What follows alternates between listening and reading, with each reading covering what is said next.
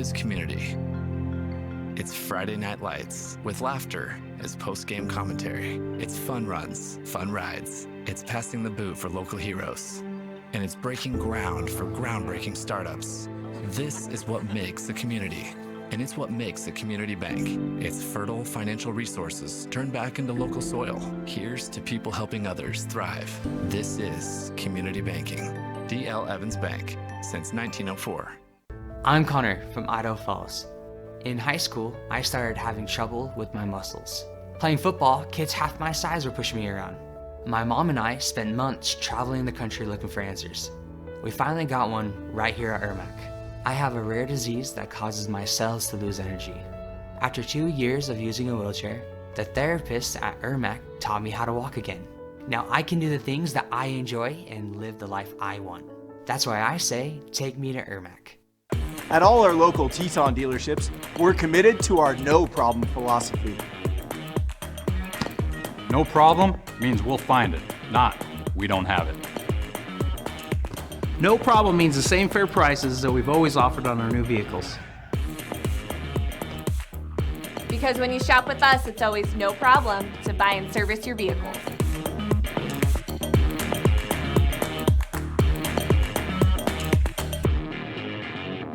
Some days, I choose the most difficult trail.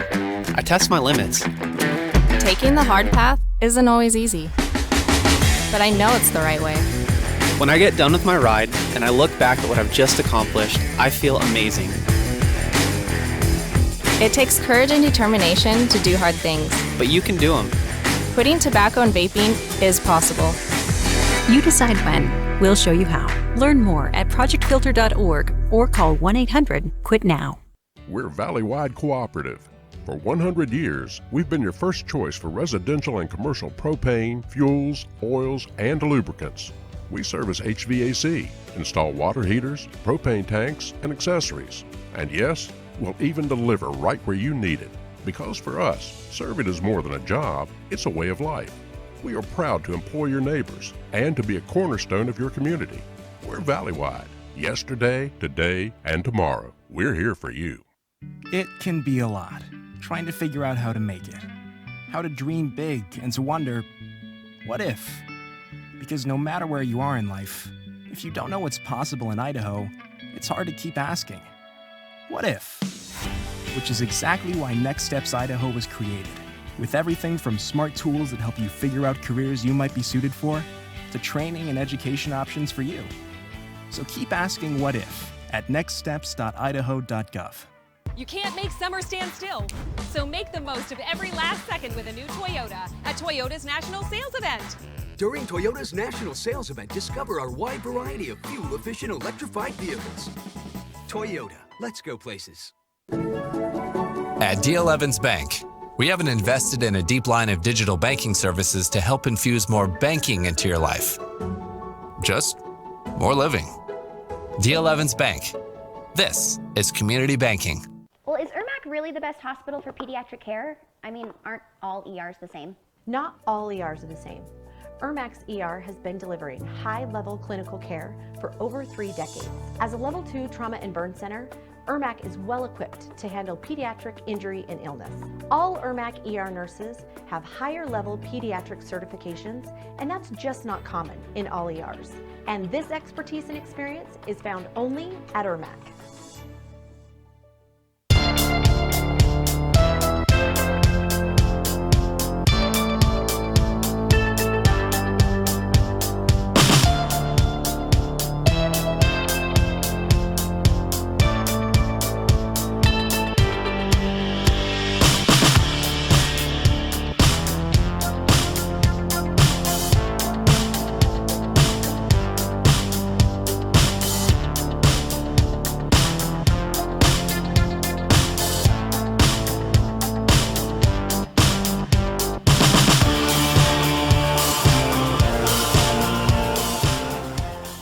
In the morning, another between class, after school, and more before bed. Vaping sucks you in quick. Not to mention all the chemicals and health problems everyone's talking about. That's why thousands of teens are ready to take back their life their own way with My Life, My Quit. When you sign up with us, you'll get a free and simple quit plan that makes it easier to stop vaping. Visit mylifemyquit.com or text Start My Quit to 36072.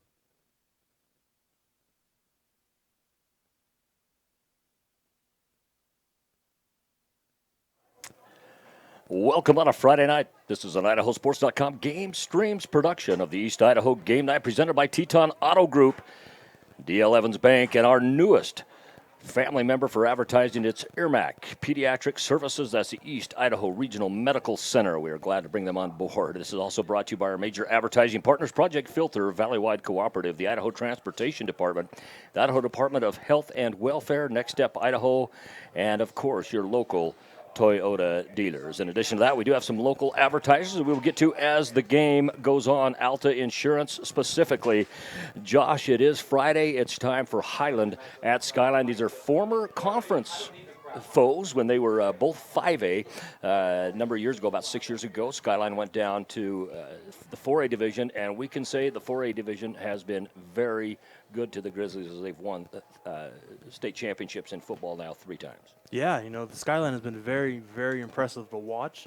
Pardon me, 4 times. 4 times, yeah, yeah, that's right, 4 times, yeah. They won last year and a couple years before that as well, and they've just been really, really impressive. I was able to see both of these teams last week at the Rocky Mountain Rumble, and they both came up against Utah teams that were very, very impressive to watch and very tough talent to become their first game of the season. Yeah, well, these two teams, we talk about the Rumble and what it does. It used to, of course, be held down in what we always referred to as the Mini Dome for years, which is Holt Arena down on the campus of Idaho State University. A couple of years ago, during the COVID years, they closed that down, and so it ended up going up to Madison High School, and that's where it has stayed since. Madison High School in Rexburg, beautiful high school facility, probably the nicest that I've been in as far as a high school facility goes. So let's talk about these two teams. Let's start out with the Highland Rams. Again, both these teams coming off losses last week in the Rocky Mountain Rumble. The Rocky Mountain Rumble is primarily a Utah-Idaho matchup. Occasionally we do have some teams out of Nevada that will come to that as well. As far as Highland goes, they lost to Lehigh 42-7. This is the second year that Lehigh has been in it. Last year, they knocked off Coeur d'Alene 33-7. Yep. So Lehigh High School out of Utah, which is a 6A school in Utah, has only given up 14 points in 2 years in the Rocky Mountain Rumble. For Highland, they're going to look to bounce back quite a bit. Next week, of course, they're going to be at Century High School, where they share a city down there in Pocatello. Last year, they had a great season. Ended up playing for the state championship game, played against Rigby, lost 27-12 in a very good game. But very, very storied program. They're a program that, wants to win all the time. They've got great tradition. You look at Taysom Hill, who's in the NFL with the New Orleans Saints. They've had some great tradition, won state championships with him, and they look to get that going as well. Let's switch over to the Skyline Grizzlies. Skyline coming off their 4th state championship of the 4A division. Last year, they ended up winning in the Kibbe Dome, knocking off Sandpoint. And when you look at this, they were only 5-4 during the regular season last year. Really mixed review. I had them several times during the season, but I just stayed on their bandwagon because I really felt they had the overall talent to step up and do it. And last year in the Kibbe Dome against Sandpoint, they end up winning that game 24-6, picking up another state championship for them. Now, for them, a couple players that are coming back this year. You got Kenyon Sadiq, who's the all-everything wide receiver for Skyline, and then Lachlan Hackey, back for his second year at quarterback. He is a senior as well. Also, Caden Taggart. Those of you who were able to download a roster offline, they list Taggart as a junior. He is actually a senior on this team for Skyline. But Skyline really looking to get it done. They come off that loss to Stansbury in a high-scoring affair, 68-42. Of course, Stansbury out in the Tooele area, just west of Salt Lake City. That was also in the Rocky Mountain Rumble. Next week, they find themselves at Thunder Ridge. That'll be next Friday. Now, don't forget, Saturday the 24th, the Emotion Bowl. Yeah. That'll be right here on IdahoSports.com and right back here from Ravston Stadium, as Skyline will face Idaho Falls in the stadium they share. We're going to get a kickoff here to start. It's going to be Highland kicking off, so it will be Sadiq and his Grizzlies taking over to start this ball game. Comes down a little bit short at about the 12-yard line. Coming out, room on the left-hand side, still on his feet, finally brought down. Looked to me like that was number 19, Gifford. Yeah, last week Skyline came across a very highly powerful offense. You know, they had, I think it was 68 points put up on them last week, but they had a kid last week that is committed to play football at Utah, and he had over 200 yards rushing and 5 touchdowns. Well, and the thing is, you look at this Skyline team, and last year when they got themselves in trouble, it was usually when Hackey would stay in the pocket. You know, their offensive line, was a little bit porous last year, and when they put him on the run, he was really, really strong. So we'll see what happens here. Kenyon Sadiq, number 6, lined up as a wide receiver as well. From the shotgun is going to be Hackey. Silverio running back. They're going to give it to Silverio to start. Silverio is going to pick up a couple yards on this play. It'll bring up a 2nd and 7 from the 39-yard line on their own side of the field. Scott has good starting field position, Josh. The return was sensational. Yeah, and Silverio last week wasn't really a big part of their offense. Last year, I know he was. And he was a very impressive young running back to have around on this team. And so I'm hoping to see him go to them today and see him pick up some big yardage for this team. Twins left, Twins right on the upper side. It is Sadiq out wide. He's in single coverage. Silverio takes off in motion. Now Hackey in motion again, on the run again. He's looking to Sadiq down the sideline. He's going to overthrow him. Looked like we might get a flag there. There was a lot of contact. The corner turns and looks at Sadiq and says, nope, you didn't get it. And I'll tell you what, there wouldn't have been a lot of boos either way if they would have called that as a pass interference as well, as there was a lot of contact as it is. Brings up a 3rd and 8. Yeah, that's one of their favorite plays is get Alfonso Silverio in motion and get him get that defense going one way and go deep to Sadiq. You know, Sadiq is committed to play football at Oregon next year. And he's a very, very impressive wide receiver. So Silverio, he was in motion. Did a great job. He's in the backfield now. Twins right. Silverio in motion again from the shotgun. It is Hackey. He's got single to the left, doubles to the right. He'll take it himself as he splits the defense. He's going to pick up the first down, barring a penalty. He goes out of bounds in Highland territory on about the 48-yard line. 1st and 10 Skyline. Yeah, I love to see that right there. Hackey finally using his legs a little bit and showing his athleticism. Well, anytime you spread like they did, you're going to send 3 on one side, 1 on the other. What that does is that brings those backers out a little bit to that side. And if you can split that line, that defensive line, you can get up and pick up some yards. In that case, he did it. He only needed 8. He ended up picking up 12 in it.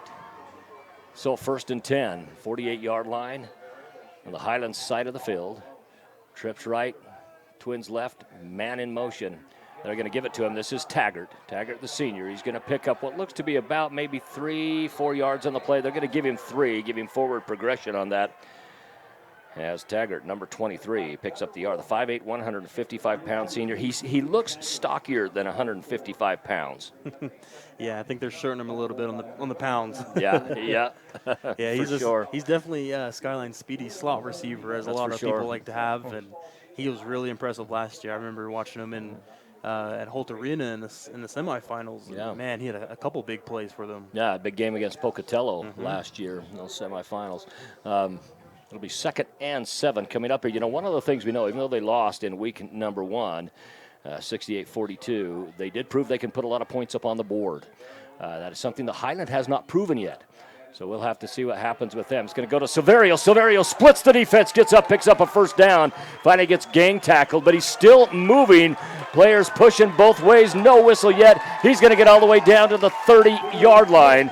No matter which side judge calls it, it's going to be on the 30-yard line. 1st and 10 Skyline. Yeah, you love to see that. The crowd was loving that. It was a nice little rugby scrum for them, and that is exactly what pumps up this crowd. I love it when the referees just let them play.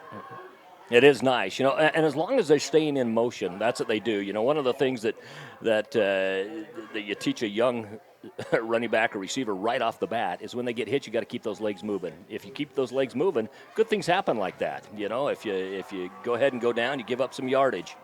First and 10 from the 30-yard line. Hackey with twins right, twins left. Silverio in the backfield. Almost got a false start. It's Silverio. It's Kenyon Sadiq. They're able to wrap him up, and not before he picks up another 6 yards on the play. We're going to give you even looks at about 7 yards, pardon me. We'll ring up a 2nd and 3. Kenyon Sadiq committed to play at Oregon, but committed to play a tight end is what I saw. Yeah, well, and he can probably put on the weight to do it. Absolutely. You know, about 6'4", 225. He's got the size. You know, it's going to be really interesting to see what he does in his career. Out on the far left side, number 19, Hamilton Woodruff. He did not go into the huddle. He does have single coverage. Man in motion. Now we got quads on the left. Sadiq, one of them, and the ball skips off the ground. It was incomplete. Will drop and bring up a 3rd down and 3. You know, the man in motion that time was Sadiq. He comes over to the left side and drops up for that block. Makes a good block. There was a hold there. It's just unfortunately for Hackey and of course the receiver Woodruff, the ball hits the ground. Yeah, if you're Hackey, you got to hit that throw. You know, that's just a simple throw and catch right there, and I didn't see any pressure on him. Yeah, and the blocking was good. Yes. So Woodruff's going to stay out on the left side. Sadiq looks like the man that will go in motion this time. Hackey from the shotgun. No motion for Sadiq. He does go to the left to throw the block. Gets it over to Silverio. Silverio gets near the first down marker. He's going to be what appears to be just short of it, which brings up a 4th down, and I think this is definite go-for-it territory. It's 4th down and about 6 inches out there after the Silverio run. I'd like to see him go for it here. I would not be surprised just to see Hackey pick up these extra yards for them and get a fresh 1st and 10. Yeah, this is 4th and inches, so absolutely. You got a couple big dudes that you can bring in, and I wouldn't be surprised here if you just see a quarterback sneak. Lachlan Hackey, the senior, 6'2", 170 pounds. Last year started as well as a sophomore. Started on their varsity, but also did get some varsity playing, or started on their junior varsity and got some varsity playing time as well. It's going to be Taggart now. Taggart's going to pick up the 1st down, and I'll tell you what, good eyes by Taggart, because if he'd have kept in the range that he was running, they'd have brought him down behind the line of scrimmage. As it is, he picks it up. Ball's going to go all the way down to, it looks like, about the 17-yard line, 1st and 10. Yeah, good first cut right there from Taggart, showing off the lateral quickness. We should mention, beautiful new field here, new turf field here at Ravston Stadium, the home of Idaho Falls and Skyline High School. They weren't sure if they were going to have it ready for the regular season. They do. And it's a beautiful field. They got a new track down there too. Have not put the lines on it yet. This, of course, is where they hold the Tiger Grizzly Invitational.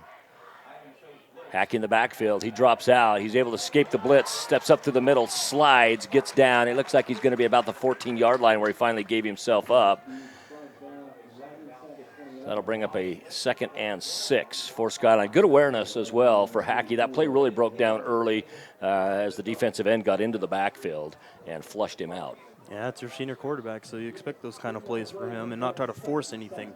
You know, it was 1st down, so nice job and pick up 4 yards right there. Lance Taylor, Josh McGauley bringing you tonight's ball game here from Ravston Stadium in what we would call an Indian summer. It has been hot lately, the long summer. Hackey gets it over to Silverio on a handoff. He gets brought back behind the line of scrimmage. He's going to lose a yard. It's going to bring up a 3rd and 7. Actually, he lost more than that. It's going to bring up a 3rd and 8. I look to see him go to their veteran receiver, Sadiq, in this scenario. Kenyon Sadiq, number 6, 6'4", 225, Oregon bound.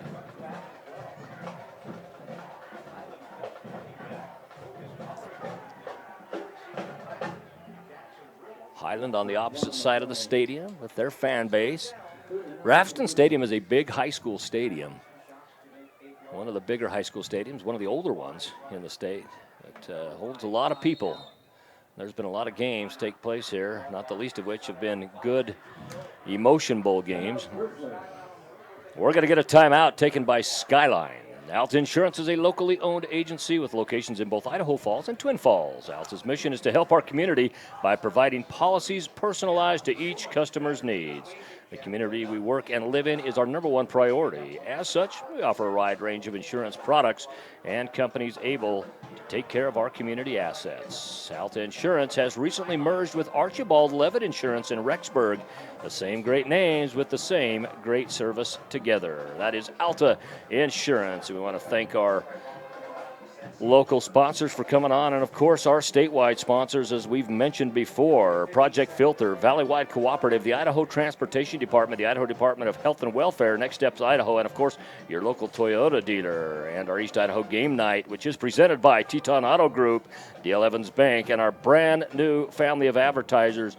That's Ermac Pediatric Services. That's East Idaho Regional Medical Center Pediatric Services. We certainly want to welcome them to our family as well. So, Josh, we come out of this timeout. What do you expect to see from Skyline? 3rd and 8, the first thing I'm looking right here is they got their big wide receiver singled. No double coverage over there, so why not go to him? Well, and he's going to have single coverage as Silverio goes out. He draws the defender. It's going to be Hackey now. He's going to jump through the defenders, and he's going to pick up the first down. I thought he was going to give himself up on a slide and maybe try to go for it on a short 4th down. Instead, he dives, picks up the first down. It'll be 1st and goal. We'll see exactly where they put it. Looks like it's going to be from roughly the 7-yard line. Yeah, good job from Hackey. Once again, it was a rollout to the far side. Nothing was there, and you saw a gap, and no, he wasn't giving up his body. That first down was a little bit more important to him.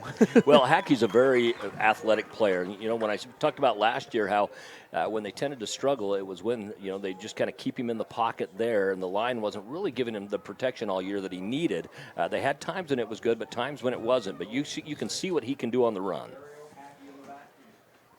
Hackey from the shotgun, as he has been all night. We'd have a single left. Oh. It's going to be Silverio. Boy, and Silverio gets brought down awfully quick. I wasn't quite able to catch the number of who got him there, but Silverio, he went down, I believe, and we can confirm this, I believe that was, well, I'm not quite sure who that was, but looked for a moment like it might be Jonathan Snell. Yeah, it looked like number 12 But I think it was actually Colton George. It was actually Colton George is who they announced over the loudspeaker.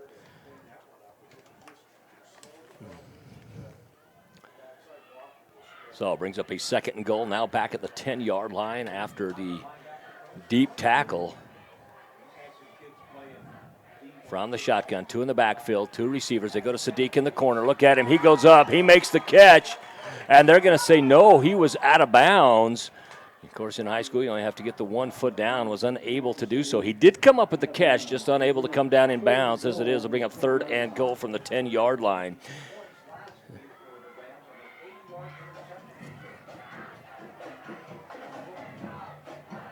Last year, Lachlan Hackey, 2,368 yards, 35 touchdowns, 9 interceptions. Silverio, 980 yards, just under 1,000 rushing.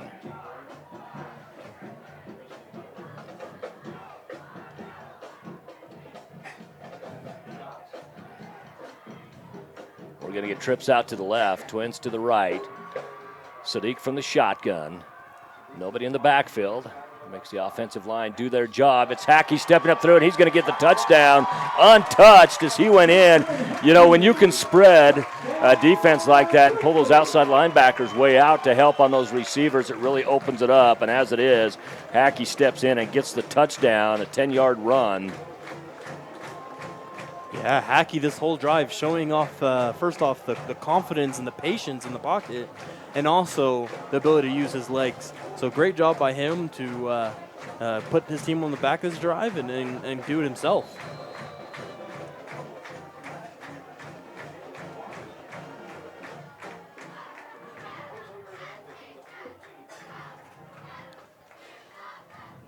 Kick is up. The kick is good. That by number 30, Jose Hernandez. He's also a defensive back on this team. So your score right now, 7-0 here in the first quarter. We're going to take a quick break here on IdahoSports.com. We'll be back after this.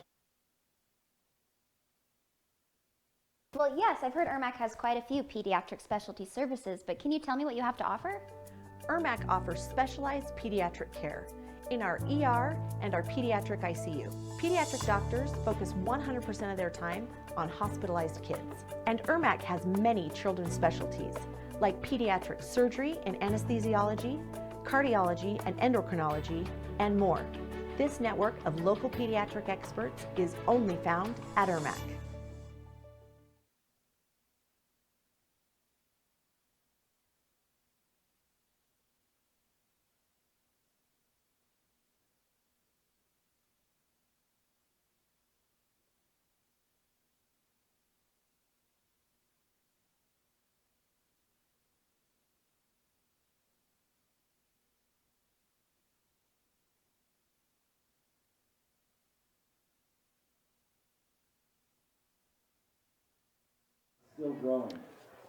We get back with 4:08 remaining on the clock here in quarter number one. This first possession of the game, taking up a lot of clock in that quarter, was Skyline as they get set to kick off, and Highland will touch the ball for the first time in this ball game. Jose Hernandez, who just kicked the extra point, steps on the field to kick off as well. You know, that spread system is just working really well for Skyline because it is pulling those outside linebackers out, and it's opening up that middle, making it very tough for the defenders to get in and to take Hackey down before Hackey's able to pick up significant yards, because a lot of those yards are untouched. Hernandez gets it back to about the 10-yard line. It's going to be brought out by Barella. And Barella continues on his feet, so a good return for both teams out across the 35-yard line. This looks like it goes out to about the 37, we'll call it. That was Ridge Barella. Also a wide receiver on this team. Boy, Barella had those legs moving. He's not very tall. In fact, they list him as 5'8", 135, and 5'8" might be charitable. Hey, that's about your height and weight, right? Yes, in about the 5th grade. Actually, that's about the height I was when I was an 8th grader. By the end of my freshman year, I was 6'3", the same height I am now. Just grew a lot in 1 year. It's going to be Barella in motion. The handoff ends up going to Callan. Kai Callan.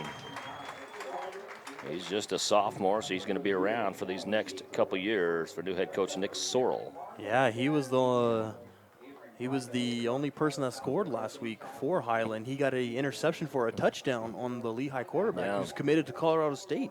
Well, yeah, and you know, as we've talked about, Skyline had proven coming into this game that they can put points up on the board. Now, a lot of that determines on who you play as well. Highland has not done that yet. So they've got to come out, and they've got to be excited as an offense to say, you know what, guys, we can put points up on the board.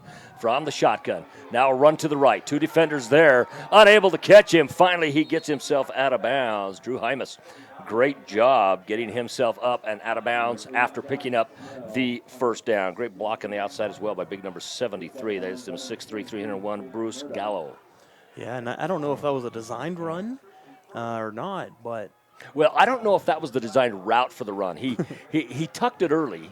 He tucked it early to go ahead and make the run, but it looked like he wanted it to go up through pretty much the 2 gap, ends up coming to the far outside instead, because you got to, you know, have your head on a swivel and give what they take you. Single right trips left. From the spread they go. In the backfield is Callan. He's going to pitch it over to Callan. Callan's going to get to the outside. He's down the sideline. Finally knocked out of bounds. First one to hit him there was Cruz Serrell, and I think it looked like it was going to be a fumble that was going to end up in Skyline's hands. As it was, it goes out of bounds. But, boy, they kind of rocked him there. Kai Callan was rocked just a little bit, but he pops up. He's got some pride. Yeah, he fumbled there, and the ball was just sitting there right on the edge of the sideline. Yeah, right on the sideline. It must have just been sitting on it because the official motioned that it was out.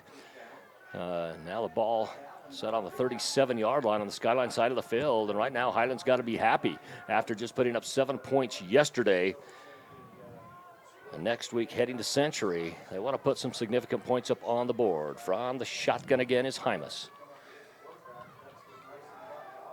We're going to get a run this time. It's by number 27, Mason Fulmer. Mason Fulmer is a senior, 6'1", 215. He's also a linebacker on this team, and a good one at that. And right now, they're continuing to move the ball, you know, very, very similar, really, to the way that Skyline did in their first possession. Some very similar plays, to be honest with you, as well. They haven't thrown it as much, but their run plays have been very similar in structure.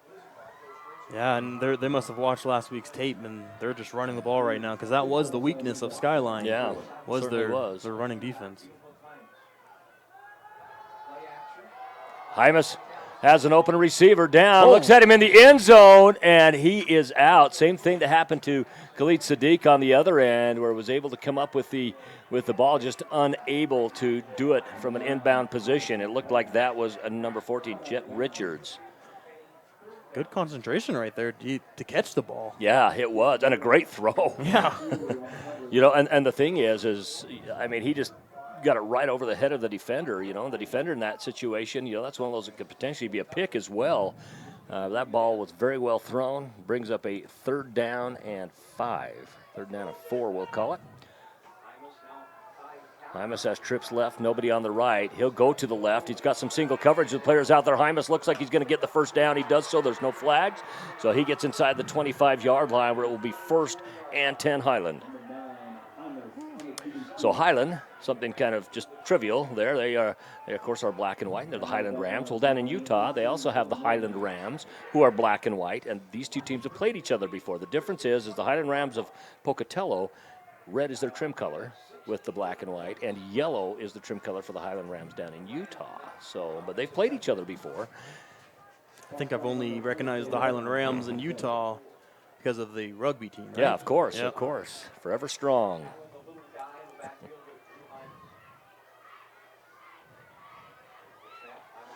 Hymas again. They go an empty left side. He's got a man open and catching it for a fantastic.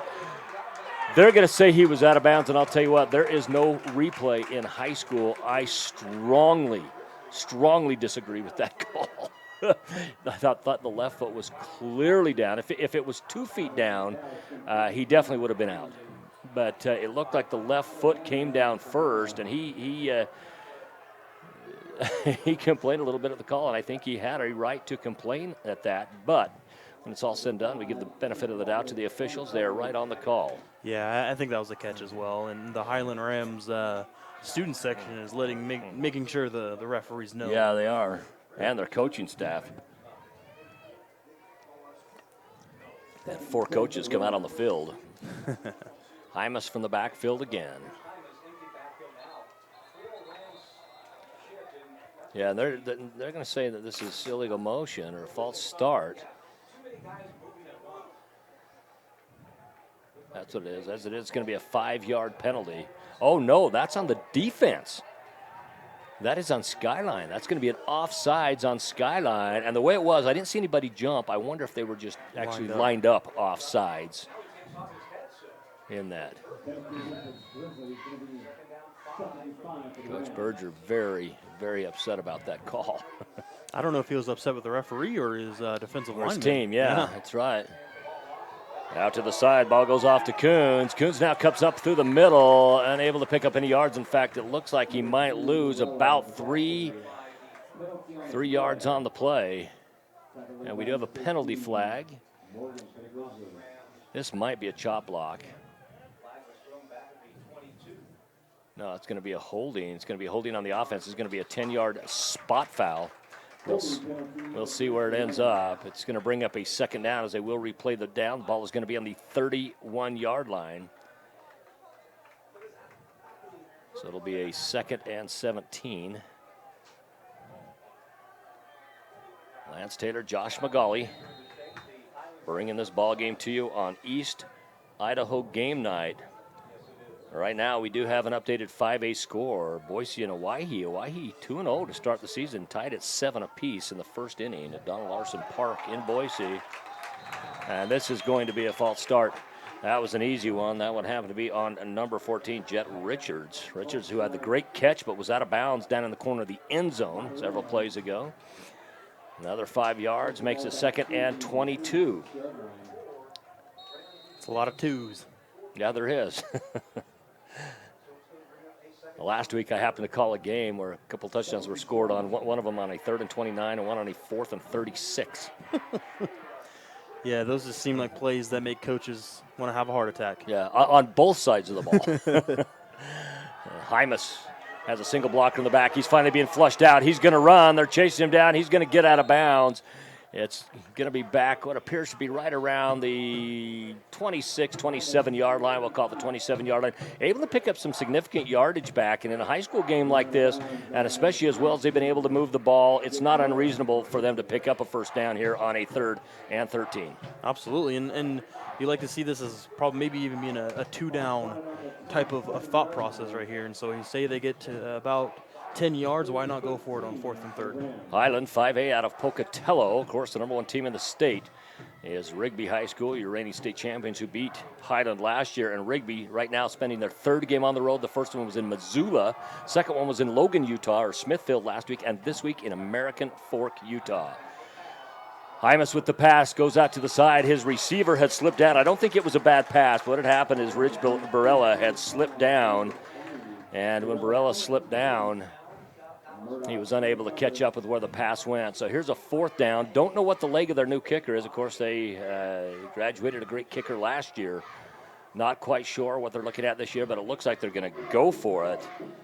As coming back on the field is going to be Hymas. And it's kind of one of these where they look and say, listen, if we miss it, if we were to try to kick the extra point, we don't trust our kicker. If that's the case, then they get it back here anyway. Mm-hmm. And if they try to punt, it's most likely going to come out and not be too much of a offset.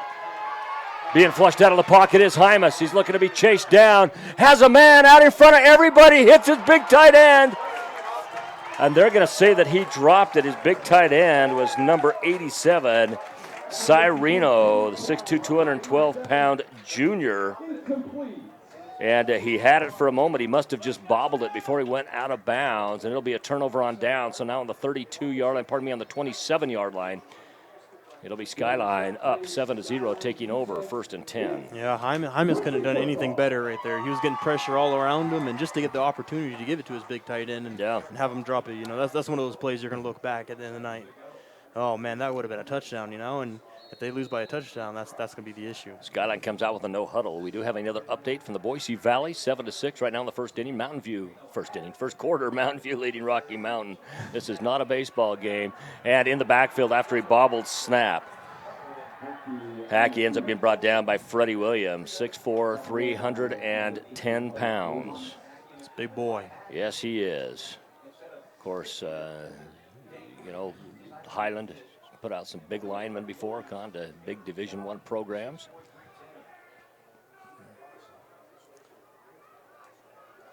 It's going to bring up a 2nd and about 15, 14. So we're going to come to the end of the first quarter. We're going to take a break as well. Your score, 7-0, Skyline on top, and Skyline coming up with a 2nd and 15. A hit in the morning, another between class, after school, and more before bed. Vaping sucks you in quick. Not to mention all the chemicals and health problems everyone's talking about. That's why thousands of teens are ready to take back their life their own way with My Life, My Quit. When you sign up with us, you'll get a free and simple quit plan that makes it easier to stop vaping. Visit mylifemyquit.com or text Start My Quit to 36072.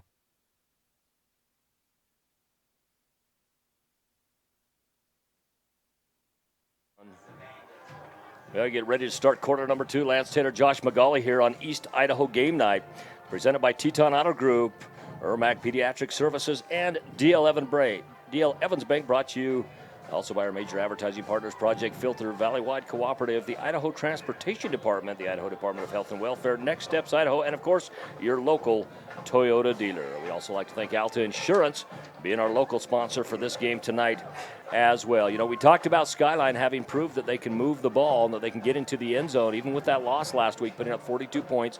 However, Highland moved downfield good, but, a couple penalties, couple miscues really takes you out of contention.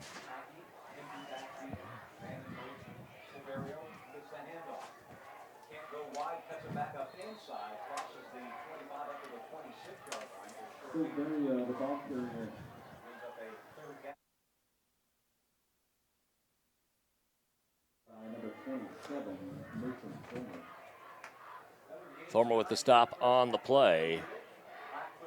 It's going to bring up a 3rd and 11 for Skyline. Hackey comes back on. with the play. And if they're not able to get it here, I assume this will be punt territory. Lance Taylor along with Josh McGauley here from Ravston Stadium, one of the older stadiums in the state. It's a big high school stadium, got a brand new turf field and track. Looks beautiful. To clarify, the track is not turf, track is rubber. They do go to Kenyon Sadiq, and he's going to pick up, we'll call it 3 yards on the play. That's only their second time. It's not their second time going to Sadiq, but it's the second time that it has counted for positive yardage. He did have the beautiful catch in the end zone, but had stepped out. They scored later on in that possession. That was in possession number 1, and now Sadiq, who is also their punter, steps back to punt. And back deep is Kai Callan.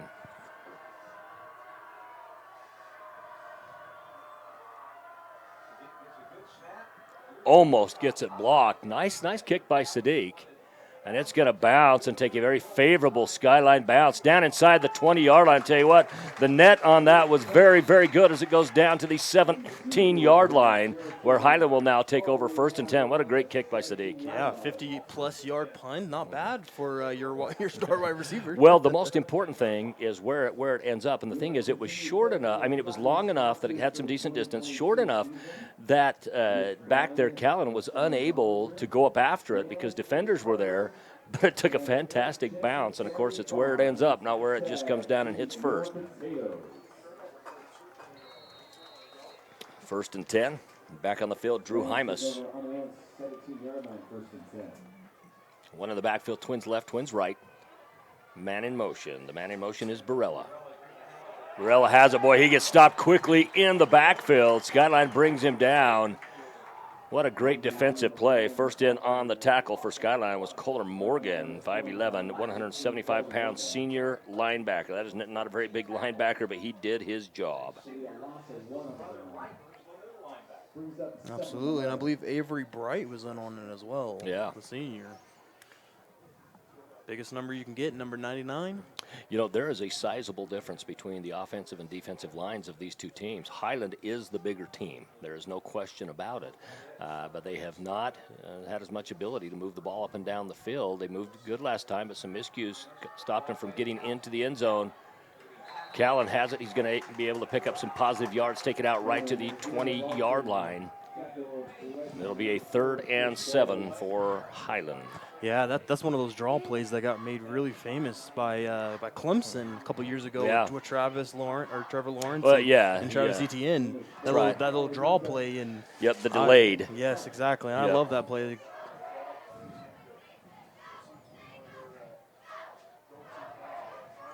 Of course, a lot of games going on up north to up around Coeur d'Alene. Remember, they are on a different time zone than Southern Idaho. Downfield, what a great pass caught by Callan. And I'll tell you what, I am so impressed right now with Drew Hymas and how he is passing the ball. He has had some dimes just right on, and Callan, the sophomore, be around another couple years, able to get the ball deep down into Skyline territory. Ball on the 44-yard line, 1st and 10. They go with no huddle. Kind of get Skyline off. Skyline still moving into their positions. Right now they're going to go to Callum again. They're going to kind of ride him while he's kind of got that high going right now.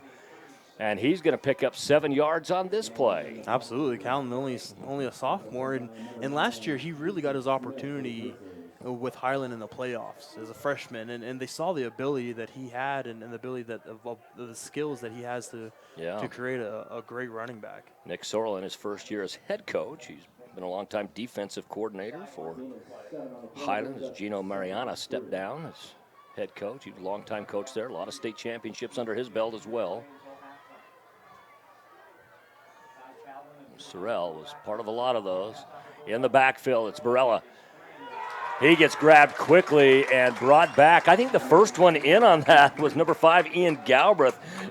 He's kind of slight at 5'8", 155 pounds, but I'll tell you what, he grabbed him and pulled him right back. Loss on the play brings up a 3rd and 6. Yeah, good job, Ray, from Galbraith to come down from his safety position and read that right away. it was a nice little bubble screen that they wanted to throw, and Galbraith doing his job right there. Yeah, and right now the better plays at the line offensively have been from Skyline. Yeah, is really when it's been at the line, it's been a little bit tougher for the Highland Rams. Drew Hymas, single right, man in motion, trips left now after the man in motion. Almost a false start on that. They go to the outside. And Callum again, boy, I tell you, this Callan kid, he is fantastic. He is out near the first down marker. It's within about 6 inches. It'll bring up a 4th down. And we'll see if they give it to him or not. This is one that you could justify. Nope, they're going to call it 4th down. And they're quickly getting up to the ball, and it's going to be the quarterback. He pushes himself across. He's going to pick it up, is Hymas. So Hymas will pick it up. It'll be 1st and 10. And I do think that Highland might have got away with a false start on that play. Yeah, I was wondering if you saw that, because there was definitely a false start there. Well, I think that was 2 plays in a row. Part of it is I think the play before, Ridge Barella, he turned up a little early, or he started forward a little early after he was in motion and found his position. But you know what the bottom line is? It's the official's job to call it, not the team's job to call it. And so they just took advantage of what they were able to get, and it was a great 1st down for them. Out wide now, number 4, Colt Durham, 6'4", 138-pound wide receiver. This time under center, only the 2nd time under center is Hymas. They go to the outside, number 27, Fulmer. Fulmer stays on his feet, easily picks up the 1st down. I think he stepped out a little bit earlier than what it looked like, but he's down inside the 20-yard line. Well, it will be 1st and 10 Rams. Yeah, I think we're going to get a holding here to bring this ball back, though. Yep, they are. And if it's a spot foul, it was holding at the 31-yard line. That is, in fact, what it is. The ball will come back to the 41-yard line. Nope, pardon me, the 40. Math is hard. That's right. That'll bring up a 1st and 17. But I'll tell you what, the way Hymas has thrown the ball, this might not be necessarily out of range. However, this is what they got themselves in trouble with last possession. They get themselves down in a decent scoring range, and it ends up penalty, and you kind of take yourself out. Sun starts to go down now here in Idaho Falls. You see the other side of the stadium, where you can see a little bit of the sunset glowing off the box.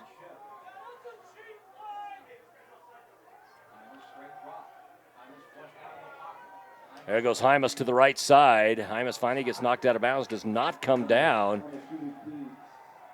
Looked like Blomqvist might have got out there quickly, helping that as well.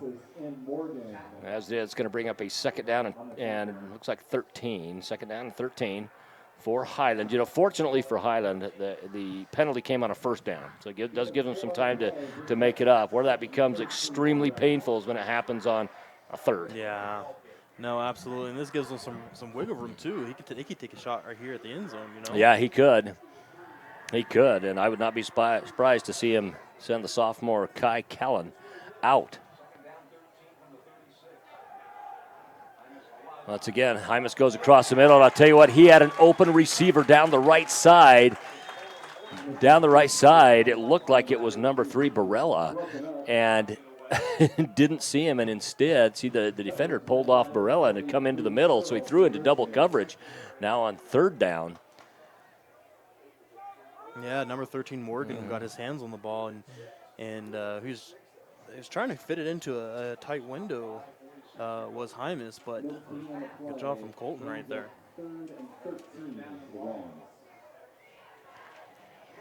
So now 3rd and 13. Clock not moving yet. Incomplete pass, one in the backfield, trips left, nobody right. Now man in motion, that is Callan. He gets Callan again on the delayed, and I'll tell you, they're at the line. It has been a big-time struggle. Been a big-time struggle for Highland to get things going at the line, and they've got that big offensive line, but the thing is there were just no blockers there. Yeah, no, and you're correct when you see Skyline is definitely undersized, but they have the speed advantage for sure on the offensive, defensive line, and they're showing it on those draw plays, and they're getting around those blocks real easily. Yeah, they're getting there quicker, and nobody got caught off guard on that. They stayed home, and they were able to make the play. So it is going to be a punt. That's by Hymas, quarterback and the punter. So he'll look to see if he's got a receiver first. He does not. He'll punt it. It'll look to go out of bounds. It does so, and it'll probably be around the 15-yard lines once they count it up. Oh. Holy cow. The Skyline fans do not like that, as there was no count off on it for it being out of bounds. Now, one of the other officials comes down. I thought the other official was coming down to say, hey, no, we have to walk that off based upon the percentage it went out of bounds. Well, as it is, it'll be on the 10-yard line, 1st and 10, Skyline. Well, what a great punt from Hymas, huh? Yeah, that's right. Well, we've had 2 great punts, both punts. One came from a wide receiver, one came from a quarterback, and both of them pinned the other team pretty deep. Yeah, I don't know about the spot of that punt right there, but we'll give it to him, obviously, and good job by him to give this defense a chance to. Yeah, we talk about that big defensive line.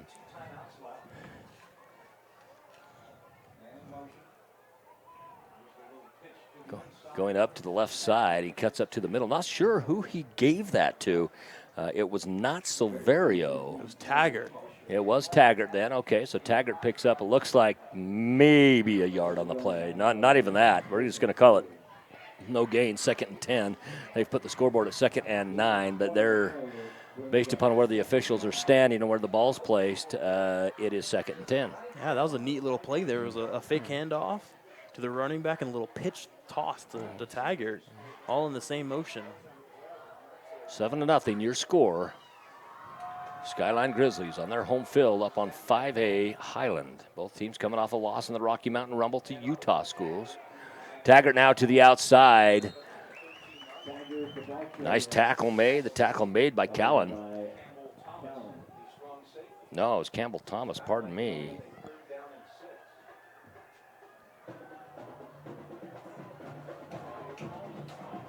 Campbell Thomas steps up. Well, they're going to give that to Campbell Thomas because he was the one that finally brought him down after, but the first one on the play was Callan, who's playing both sides of the ball. Callan had an impressive showing at corner last week, picking off Colorado State-bound quarterback from Lehigh and putting them on the board, even though that's the only points they scored. But a good job from Callan, showing a little bit of offense and defense. From the shotgun is Hackey. Hackey rolls to the outside, has Silverio, goes to him. Silverio will pick up some yards on this play. Silverio ends up being met first by Gunnar Wilhelm, the linebacker, 5'10", 185. Gets pushed to the outside, and it looks like it's going to be just short of the first down marker. Should bring up a 4th and 1. And this is a tough one because 9 times out of 10 you could pick up that extra yard. But if you don't, this is some pretty deep field position. Yeah, and this is going to be a long one. And I think they are going to decide to punt this.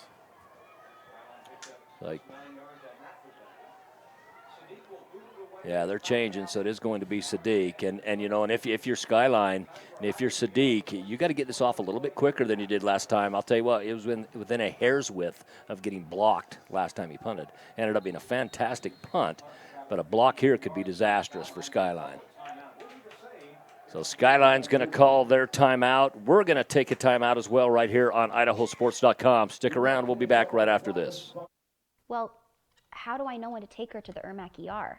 You can use IRMAC's free 24/7 nurse advice line. They'll advise you if you can take care of your child at home, if you need to go see your doctor, or come directly to the emergency room. Remember that IRMAC has the most experience taking care of kids. In fact, every IRMAC ER nurse has higher level pediatric certifications, not common in all ERs. Thank you so much. We'll head right there.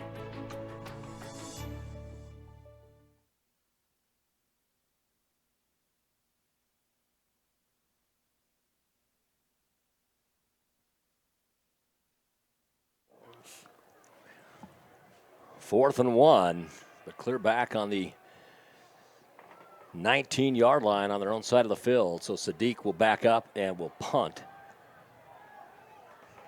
It's going to be Callan back for the return for the Highland Rams. This sophomore has been sensational today. Just has been unable to show up on the board the progress he's made. Sadiq's going to run it, and he's going to pick up the first down, barring any penalty. He's still on his feet, goes down the sideline. He jumps, but is finally knocked out of bounds by the Highland Rams, number 8, Jonathan Snell. Snell, a senior, he's a DB for this team, and you know what? Highland, I mean, anytime you have somebody like Sadiq in the backfield for that punt, you've got to anticipate that there could be a fake on that. They just looked absolutely like that wasn't even on their radar. Yeah, and I don't understand it. Sadiq is a big kid, so he can absolutely just lean forward and get that 1 yard. And we talked about in the break, what if Sadiq does take off? And we're talking about what if he doesn't get it as well. So good job from Sadiq.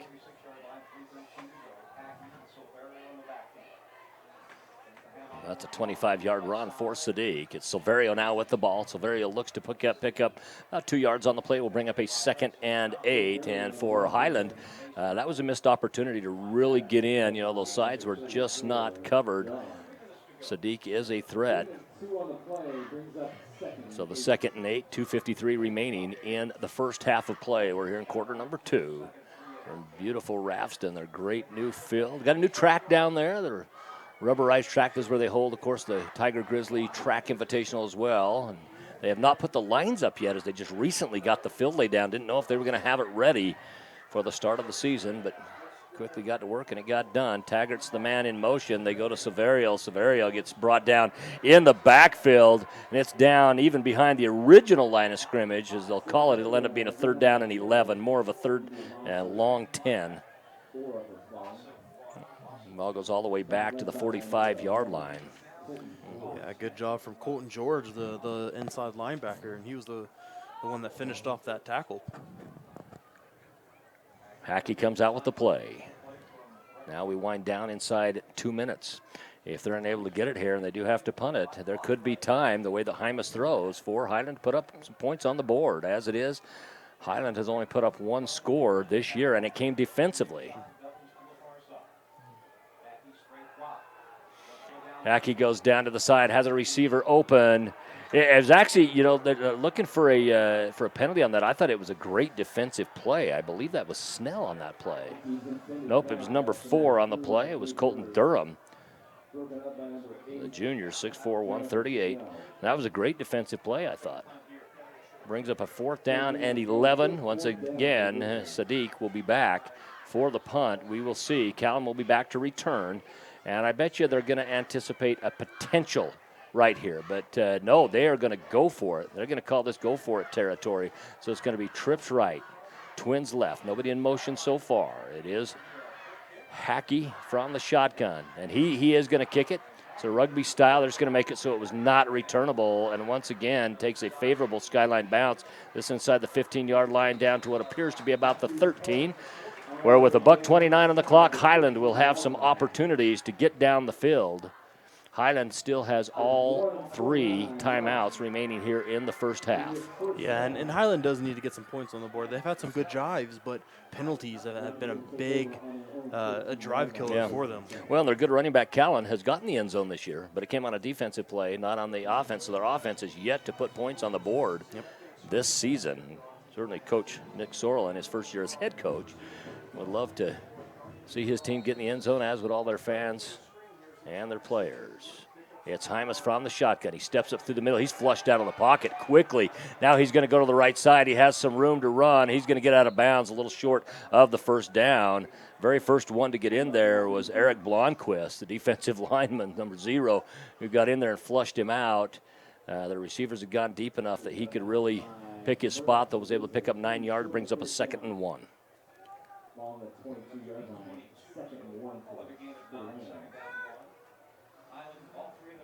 Coming in with the play is Colt Durham.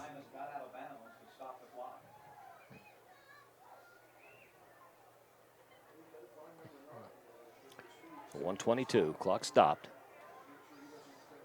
Man in motion. Brings up Twins left. In the backfield, fakes the handoff.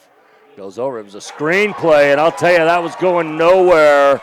Absolutely going nowhere.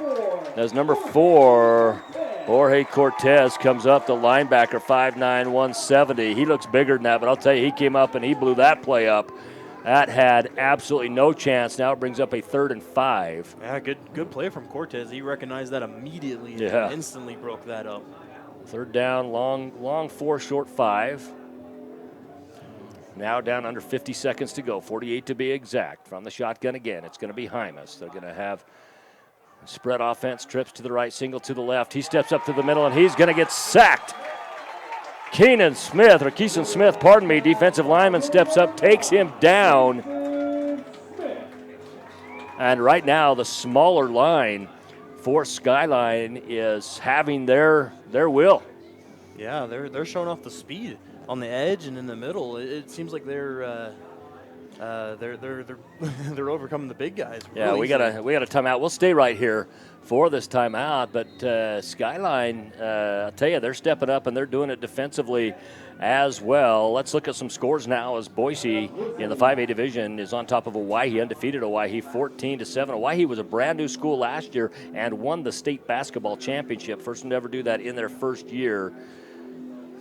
At the helm there. I believe they won baseball, didn't they, as well? I think they did. But, of course, baseball is not an IHSAA-sanctioned sport with Title IX and everything. Softball is, but baseball is not.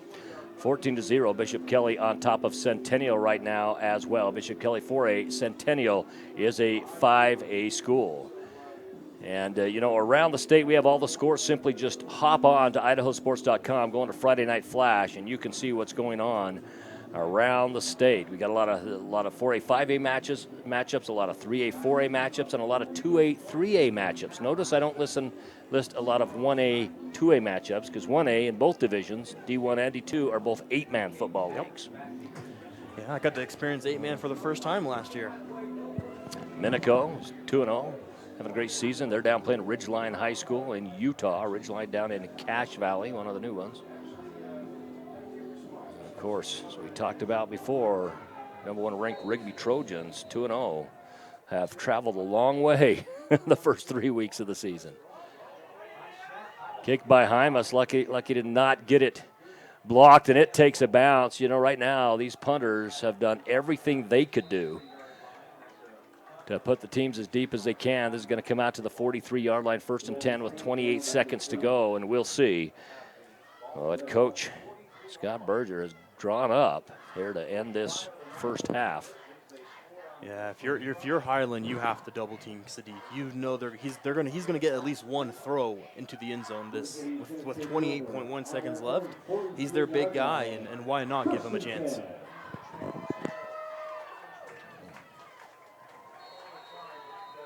So here we go. We'll see if they take a chance to nil on it or not. It looks like they're going to run a play. It'll probably be Silverio carrying it, but they do have Hackey from the shotgun.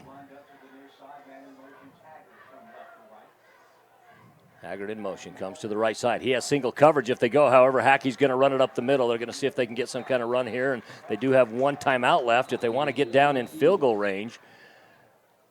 And they are going to take this timeout. We're going to take it as well here on Idaho Sports. Come back, final 20.2 seconds in quarter number 2. You can't make summer stand still, so make the most of every last second with a new Toyota at Toyota's National Sales Event. During Toyota's National Sales Event, discover our wide variety of fuel-efficient electrified vehicles. Toyota, let's go places.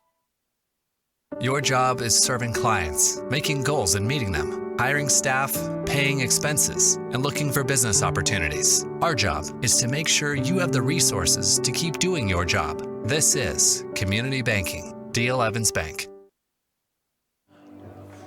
Well, a couple 4A scores around the state that they're probably going to want to know about. So 3A Kimberly beating 4A Jerome in the second quarter, 34-8.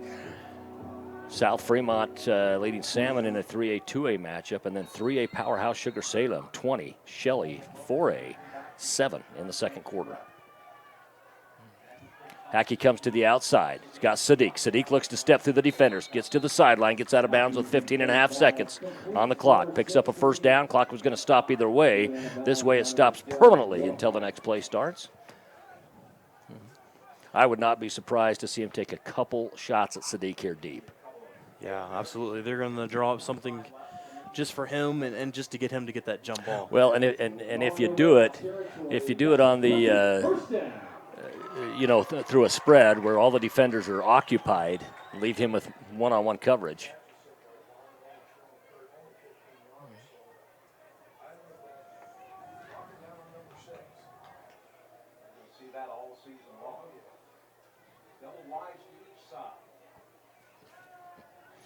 Twins right, twins left from the shotgun. Hackey steps up through the middle, and he's going to get brought down. This might very well be the final play of the game, or of the first half, pardon me. And it will be, as there's no timeouts left for Skyline. They're not going to get it off. Actually, boy, this is going to be close. I don't think they got it. Let's see what the head ref says. Holds off Berger to see what they come to a conclusion on. I don't think he got it. It seemed to me like it was still in his hands when it went off. And that is going to be the end of the half. Well, we'll be back with some first half statistics as we move on here in a low-scoring affair, 7-0, Skyline on top over Highland. It's a 4A-5A matchup here on East Idaho Game Night, IdahoSports.com. We'll be back after this.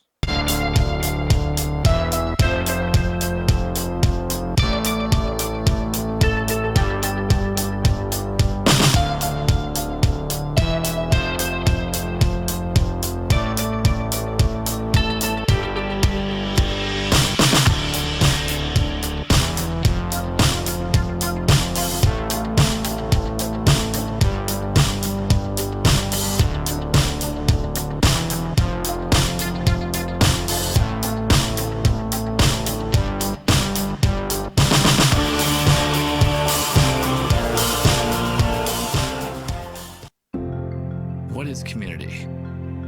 It's Friday Night Lights with laughter as post-game commentary. It's fun runs, fun rides. It's passing the boot for local heroes. And it's breaking ground for groundbreaking startups. This is what makes a community. And it's what makes a community bank. It's fertile financial resources turned back into local soil. Here's to people helping others thrive. This is community banking.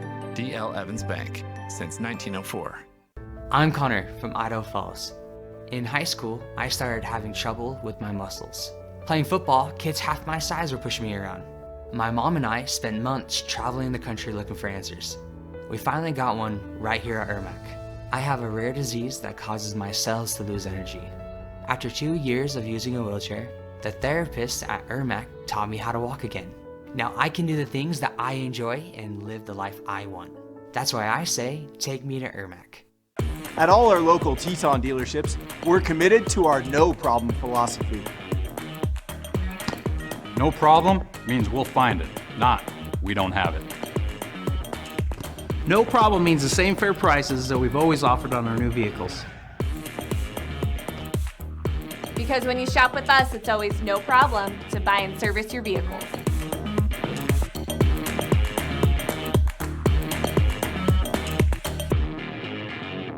Some days, I choose the most difficult trail. I test my limits. Taking the hard path isn't always easy, but I know it's the right way. When I get done with my ride and I look back at what I've just accomplished, I feel amazing. It takes courage and determination to do hard things. But you can do them.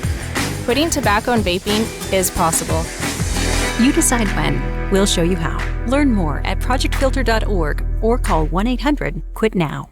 We're Valley-wide cooperative. For 100 years, we've been your first choice for residential and commercial propane, fuels, oils, and lubricants. We service HVAC, install water heaters, propane tanks, and accessories. And yes, we'll even deliver right where you need it. Because for us, serving is more than a job, it's a way of life.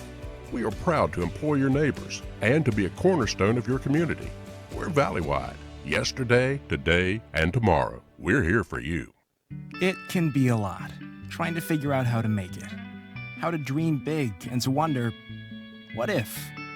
Because no matter where you are in life, if you don't know what's possible in Idaho, it's hard to keep asking, what if? Which is exactly why Next Steps Idaho was created.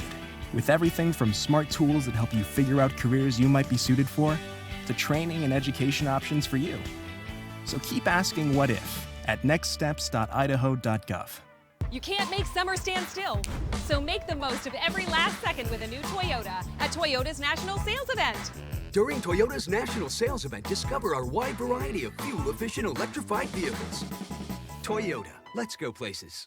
At D.L. Evans Bank, we haven't invested in a deep line of digital banking services to help infuse more banking into your life. Just more living. D11's Bank. This is community banking. Well, is Irmac really the best hospital for pediatric care? I mean, aren't all ERs the same? Not all ERs are the same. Irmac's ER has been delivering high-level clinical care for over 3 decades. As a Level 2 trauma and burn center, Irmac is well equipped to handle pediatric injury and illness. All Irmac ER nurses have higher-level pediatric certifications, and that's just not common in all ERs. And this expertise and experience is found only at Irmac.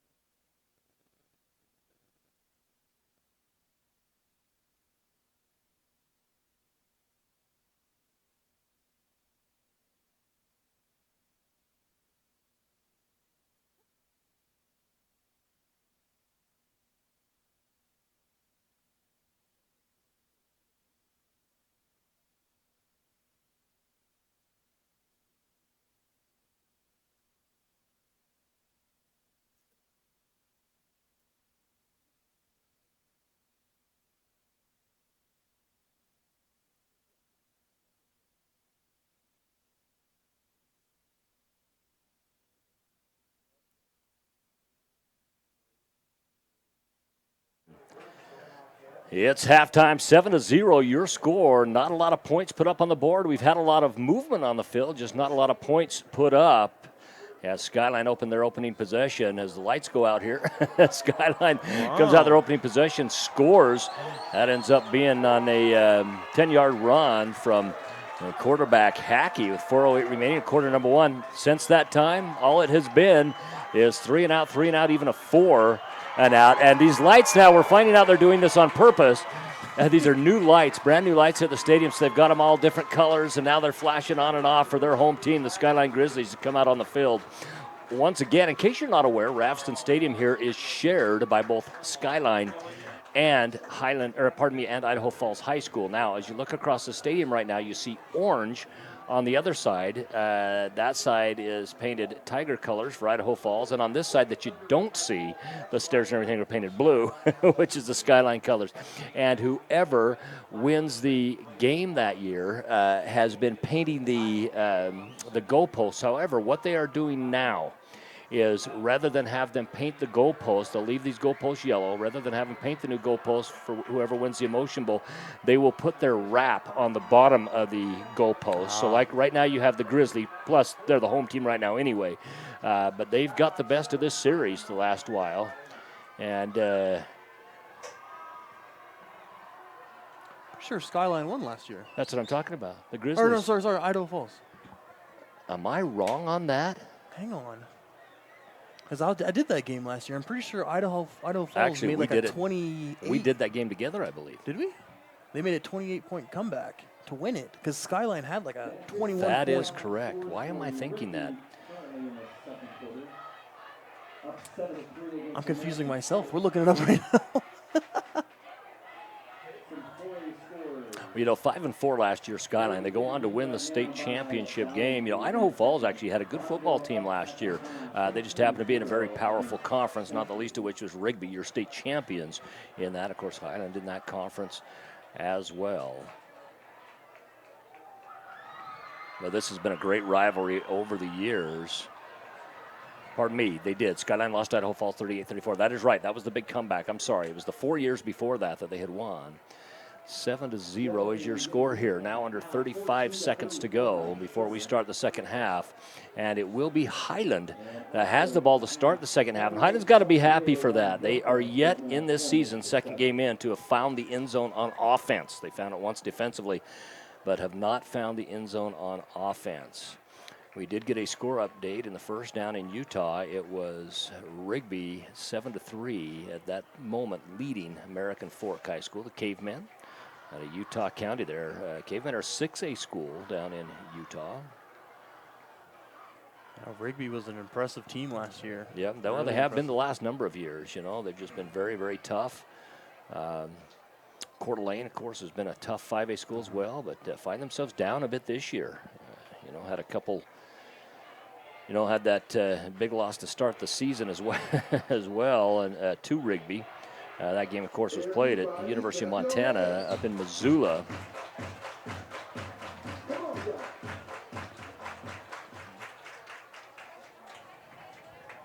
Coeur d'Alene tonight playing Sandpoint. That game is at Coeur d'Alene, but remember, they are an hour behind us here as Northern Idaho is on Pacific Standard Time as opposed to Mountain Time, which we are here. There are a couple of big college games going on tomorrow. So the 4 area Division I schools around here, you got Boise State, Utah, and BYU. All 4 of those teams are on the road tomorrow. You got BYU at University of South Florida, Utah State at #1 Alabama, Utah at Florida, and Boise State at Oregon State. BYU, Utah, and Alabama are all, as well as Florida, are all ranked.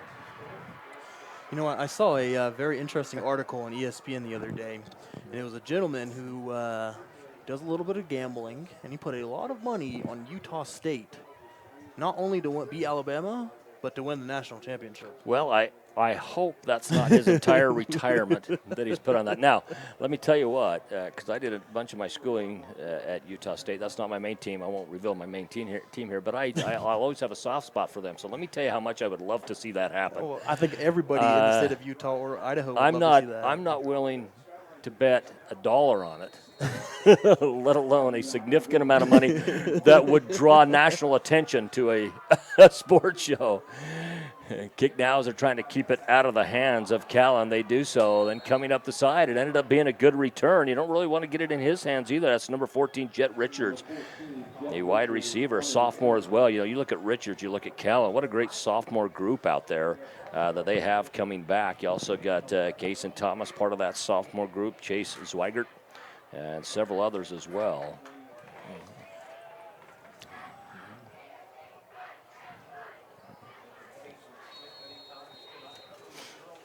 So taking over from the shotgun is Highland's Drew Hymas. And in motion is Barella. Barella to the outside. They hand it off to him in the motion. We're going to get a penalty here, and I'm not quite sure what this is. It looks like it's in the area of holding that we typically see. I'm sure that's what it's going to be. We'll wait for the head official, White Hat. And it is. It's going to be holding, and that looked right around the line of scrimmage, so it looks like that's where we're going to mark it off from, because it is a spot foul, so that'll go all the way back to the 30-yard line, 1st and 20 Highland. And this is something now that is becoming a little bit of an issue for the Rams. You know, we saw it in that very first possession. They moved the ball downfield nicely, and then penalty takes them out of it. A couple other times their penalties have taken them out of it, so they've got to take care of those, because those are just destroyers. Yeah, and that they really can't afford those, even though this is the first drive of the start of the second half. Well, on the first play, yeah. even. Trips right, Twins left. They get in the backfield easy. Hymas is going to get taken down, and right now, that big offensive line is not doing the job.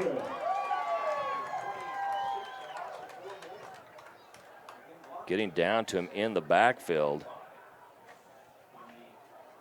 Looked like that was Garcia. It might have been Blomquist that got in there. It was Blomquist. The numbers are a little bit tougher to read on the Skyline jerseys than they are on the Highland jerseys. Highland with really the plain black and white, which I love. The more plain the jersey. My favorite football helmets are the Browns in the NFL and Notre Dame in college. Boy, coming back on the play, choosing not to go to their number 4 receiver, Durham. Coming back on the play was just, it just didn't happen. And Cortez is the one that gets in and makes that tackle. Jorge Cortez, the senior, 5'9", 170 pounds. We've called his name a couple times tonight for good plays. This brings up a 3rd down, and let's just call it Blackfoot to go. That's Cortez's second time blowing up a screen pass. He definitely has the awareness for those. Well, and that big offensive line of Highlands is just quite porous right now. Rolling out to the right side is Hymas. He gets around, has a man downfield, comes across, and it is Barella. Barella cuts to the inside, able to pick up some significant yards, but that'll just give him a little bit better punting opportunity as it brings up 4th down and 11 from the 39-yard line. And Hymas has done the punting duties as well, so you do have to be cautious if you are Skyline, just like Skyline caught Highland off on a fake punt with Sadiq. It could very well happen with Highland as well. Absolutely, and why not, you know? And this is their second game of the season now, and maybe show something off that you haven't seen yet. Blackfoot up in Rexburg tonight, playing Madison. That's a 4A-5A matchup, and Blackfoot has the 14-7 lead over the Bobcats. Bobcats 1-1 on the season. They lost to Owyhee to start the season. Mountain View now 14-9 on Rocky Mountain. Lewiston and Capital. This game's being played up in the other time zone in Lewiston. They're up 6-0. Eagle leading Cuna. Bishop Kelly is still 14, and Centennial still 0. And now in the second quarter, the score down in American Fork High School in Utah. It's the Trojans of Rigby leading the Cavemen of American Fork 7-3.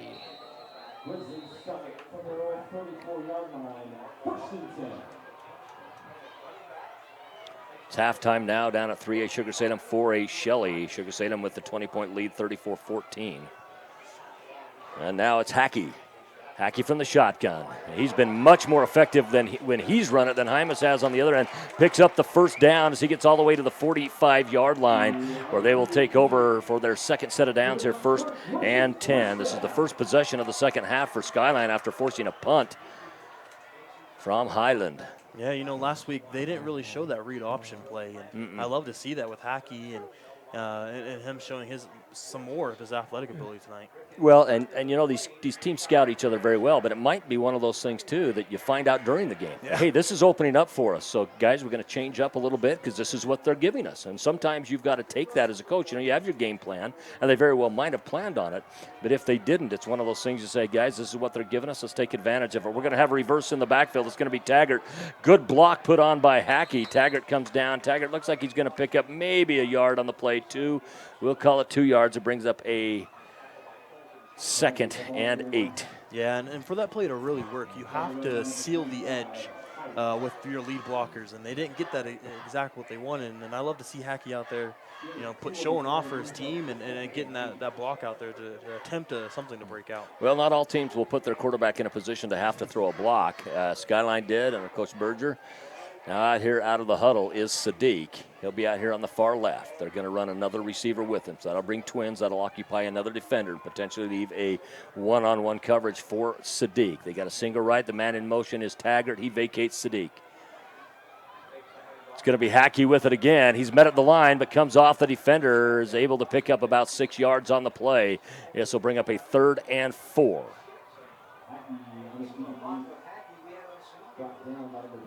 Yeah, once again, that's that read option, and they're having success with it. They're picking up 4 or 5 yards at a time. And as much as we really plan on calling Taggart's name and Silverio's tonight, really what has opened up for them the best has been Hackey. Yeah. And, you got to take advantage of that when you can. He's got good speed, and he's crafty. He's pretty shifty when he runs.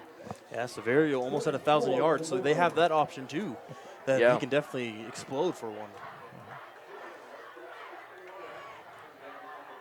Man in motion is Silverio. Turned upfield a little quick. They go to Sadiq. Sadiq to the outside. He gets hit early. Still on his feet. They're finally going to bring him down, but not until he gets out to about the 46-yard line on the Highland side of the field. That'll bring up a 4th down and about 1 yard. And I'd imagine this is for sure go-for-it range for Skyline. And plus, especially how your defense has been playing. Yeah, absolutely. And they need to get some points on the board. It's only 7-0 right now here in the 3rd. With 7 minutes and 23 seconds left in this ball game, in the 3rd quarter, but they need to get some more points up just for security at this point. Halftime up in Salmon. The Salmon Savages find themselves down to the South Fremont Cougars 37-0. If South Fremont wins this game, which it looks like they're going to do, that'll be 3-0 start for them. Wow. Knocked off 4A Wood River, went up and knocked off Timberlake up north of Coeur d'Alene on a big one. Silverio tripped up, but he does get the 1st down. He gets across the 45-yard line down to the 44, and it will be 1st and 10, new set of downs for Skyline. Coming onto the field for Skyline number 10, Isaac Harrison. He'll bring the play in. Yeah, Skyline is one of the teams that asks their quarterback to come over to the sideline, get the play, and go back. And watching that is making you lose about 30 calories every 5 minutes or so. Well, they list Hackey at 6'2", 170 pounds. Without all that running back and forth, he might be 180, 185. You never know. He might be just burning muscle at this point. Goes out to the side to Sadiq. Sadiq slips the defender. He gets down the right side. No one's going to catch him. Sadiq's going to head into the end zone. That is a 44-yard scamper reception for Sadiq. Man, can I tell you, this is so awesome. All the changes they've done to this stadium. Last year, this was nowhere to be seen. Yeah, you see the lights flickering back and forth. With 6:21 remaining, it's Sadiq. 44-yard. Boy, he got past that initial defender. Was really the only one that had the legitimate look at him and kind of broke the attempt at a hand tackle, and there was no one who was going to touch him. Oregon bound, Sadiq. Not only Oregon bound, tight end bound. Change of position for him, and that with that speed. Well, and you figure, he'll be able to pack on probably another 20, 30 pounds, that tight end position, be able to block well there. Highland's actually going to call a timeout. 6:21 remaining, 13-10. Is your score. We got the extra point pending, and right now, boy, I'll tell you, Skyline came out and doing a great job on their possession that they have here. Alta Insurance is a locally owned agency with locations in both Idaho Falls and Twin Falls. Alta's mission is to help our community by providing policies personalized to each consumer's needs. The community we work and live in is our number one priority. As such, we offer a wide range of insurance products and companies able to take care of our community's assets. Alta Insurance has recently merged with Archibald Levitt Insurance in Rexburg, the same great names with the same great service together. So Alta Insurance, we'd like to thank them. And, of course, our new advertiser this week coming on with our family of advertisers is East Idaho Regional Medical Center Pediatric Services. ERMAC is what they're better known as. And our East Idaho game nights are presented by the Teton Auto Group, ERMAC Pediatric Services, and D.L. Evans Bank. We'd also like to thank our major advertising partners, but we're going to get on here for a two-point conversion.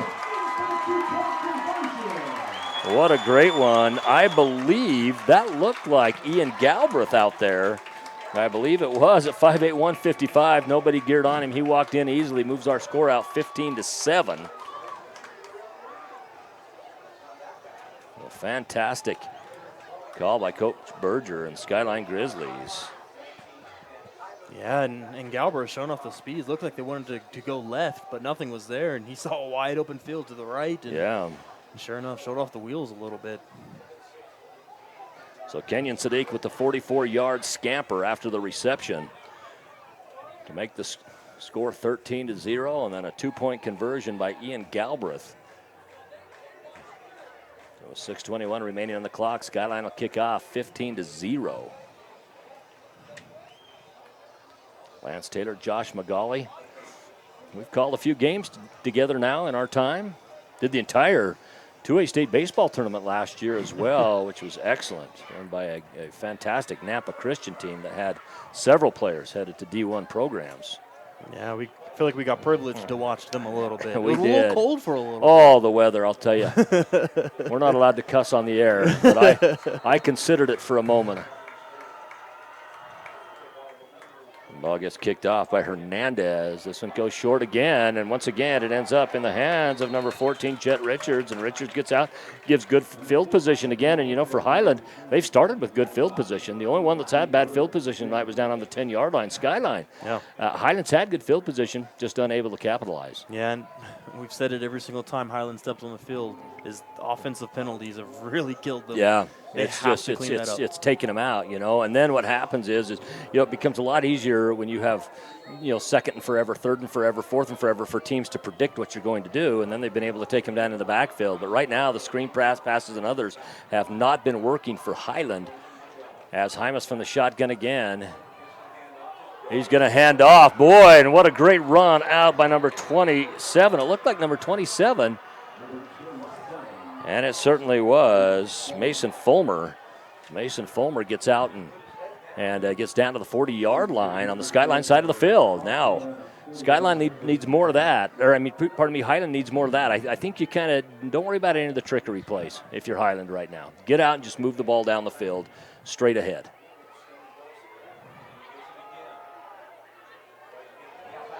Once again, this time breaking tackles again. I'll tell you what, where has this kid been? Mason Fulmer, the senior, also a linebacker. In fact, what's funny, it doesn't even list him as being in the backfield on offense. It lists him simply as a linebacker, and he's getting up. And, you'll find that out about players, too, during the season. All of a sudden, maybe someone comes in on a play because someone was injured, or they just happen to know the play because they defend it well in practice and so forth. And you start finding out, hey, we got a kid here. This is going to be a false start, I believe. It is a false start, so here we go again. Good play, one step forward, two steps back has kind of been the theme so far for Highland.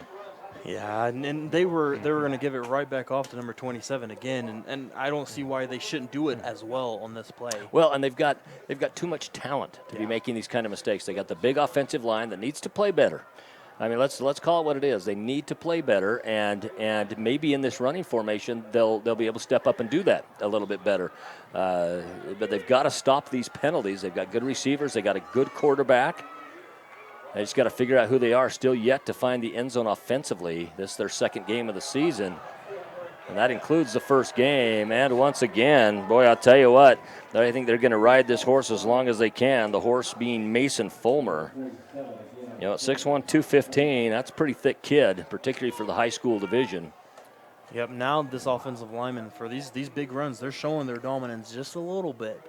And I'll keep it up. You know, if Fulmer's in the backfield again, why not give it to him? He's averaging about 8 yards a carry on this well, yeah, drive alone. You've got to prove to the defense, or you got to make the defense prove they can stop him first. He's going to be a blocker this time. They go to the outside and cutting into the middle. This time it ends up being number 14, as they've thrown to him a number of times. That's Jet Richards, another sophomore for this group. And that's going to bring up a 3rd and long 1, short 2. And now Highland starting to get things going a little bit. But you know what? They've simplified their game. And this is what I like, is the simplified game. Trips right, single left, one in the backfield. That is Richards. They're going to hand it to him. No, it's going to be a keeper by Hymas. Hymas is going to cut up, pick up the first down. He's finally going to be stopped. That by number 13, Kohler Morgan. Hymas gets it all the way down to about the 12-yard line, it looks like, where they're going to put it. So it's 1st and 10. They can still pick up a first down before a touchdown. This is down on we talk about the new field here. This is down on the Tigers end of the stadium, or the Tigers end zone, I guess you'd say, for Idaho Falls. And the other side is the Grizzlies of Skyline. Black and orange and blue and white. You couldn't get really more opposing than that, could you? No, you couldn't. From the shotgun again. This time in the backfield, it's Callan. They haven't gone to Callan until this play. He gets to the outside, and he finds the end zone. So the first time in the 2022 season, Highland gets an offensive touchdown. It's going to be Callan. Callan gets in on the scamper. This one a 12-yard variety with 3:40 remaining. Yeah, I love that this drive from Highland. We talked about it. They showed a little bit of thunder on this drive with number 27 in the backfield. Now they're showing Callan with the lightning, and I love that drive and the speed and the change. You know, I'd love to see them as well show a little bit more up tempo. They show they can do it. And it looks like they're going to be. They're just going to try for the traditional PAT at this point, because they know they've got to score again anyway. Before having an opportunity to tie, so get it up on the board. It's up. It's good. Boy, I think it caught a little bit of the left upright. Might have caught a little bit of that, but as it is, we got 3:40 remaining here in quarter number 3, and Highland gets up on the scoreboard, and it's behind the legs of Callan, and Callan now has scored both their touchdowns this year, one defensively and one offensively. We're going to take a quick break here on IdahoSports.com. We'll be right back. Well, yes, I've heard Ermac has quite a few pediatric specialty services, but can you tell me what you have to offer? Ermac offers specialized pediatric care in our ER and our pediatric ICU. Pediatric doctors focus 100% of their time on hospitalized kids. And Ermac has many children's specialties, like pediatric surgery and anesthesiology, cardiology and endocrinology, and more. This network of local pediatric experts is only found at Ermac.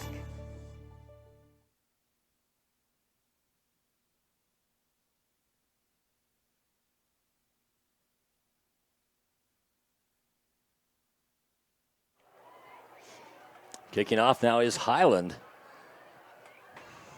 After a fantastic possession for them and just the one penalty, once they got downfield, just the one penalty, it was a 5-yard variety for a false start. And, they were able to stay away from the holding penalties that have really hurt them.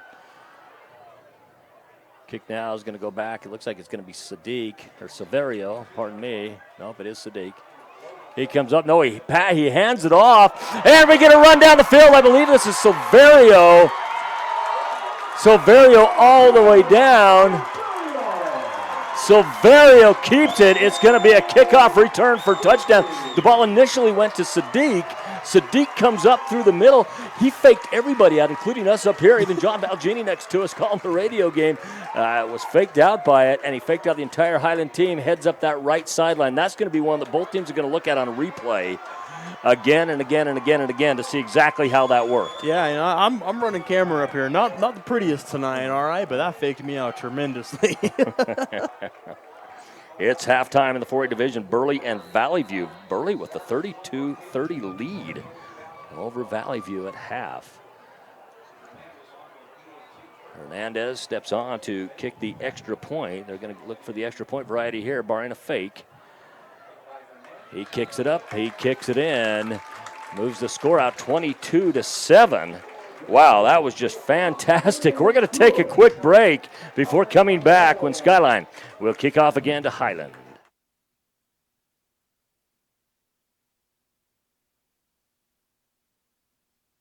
Well, why should I take my kiddos to Ermac? Simply put, Ermac has the most experience taking care of kids. As a Level 2 trauma center, we are well equipped to take care of pediatric injury and illness. All Ermac ER nurses have high-level pediatric certifications, and that's just not common in all ERs.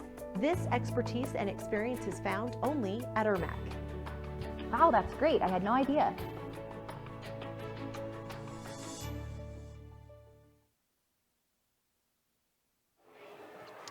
.326 remaining on the clock in quarter number 3. This has certainly been our most exciting quarter after only a 7-point first half. That was a combined score, 7-0. 22-7 now with 3:26 remaining in the fourth quarter. In the third quarter. Pardon me. This is when you look at the first quarter of the ball game, there wasn't much more time than this on the clock when Skyline got done with the very first possession, in which they scored on. Now with a 95-yard run, that coming on the legs of Silverio after Sadiq hands it off to him on a reverse. It was on the kickoff. Now Hernandez will kick off again. Neither team has been able to get the ball to the end zone on a kickoff yet. Richards again, he has it. He's going to cut up, finally brought down at the 31-yard line where Highland will take over 1st and 10. 14, Jed Richards, a sophomore, getting a lot of playing time here.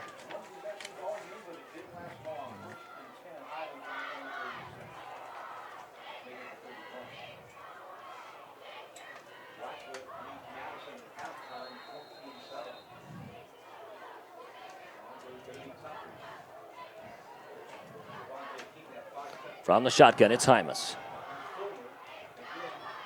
Hands it off. It's going to be Fulmer again. And right now, he's going to pick up 5 yards on the plate. We'll bring up a 2nd and 5. And there's no reason to stop using him at this point. Now, it doesn't mean every single play, but what I'm saying is he's got to be somewhere in your series every single time. Yeah, he's been the most impressive option for this Highland offense so far. And luckily they found him. They just got unlucky on that kickoff return. Yes, they did. Now on a 2nd and 5. Trips left, eligible tight end as well. Single right, man in motion.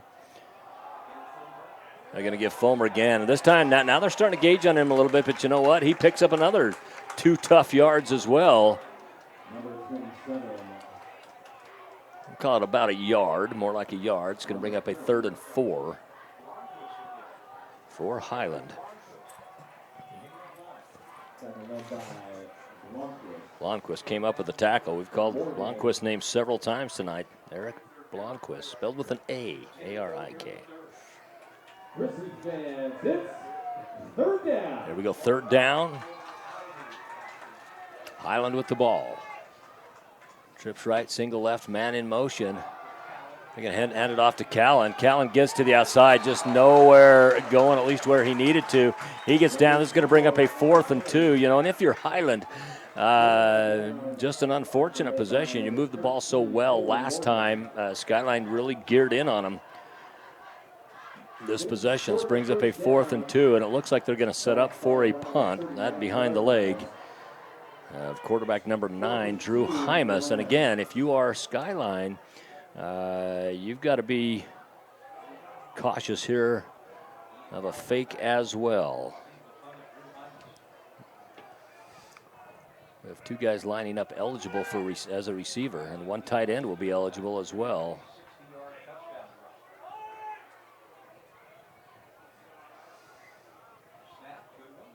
Oh, he's going to kick it off, or he's going to punt it, I should say.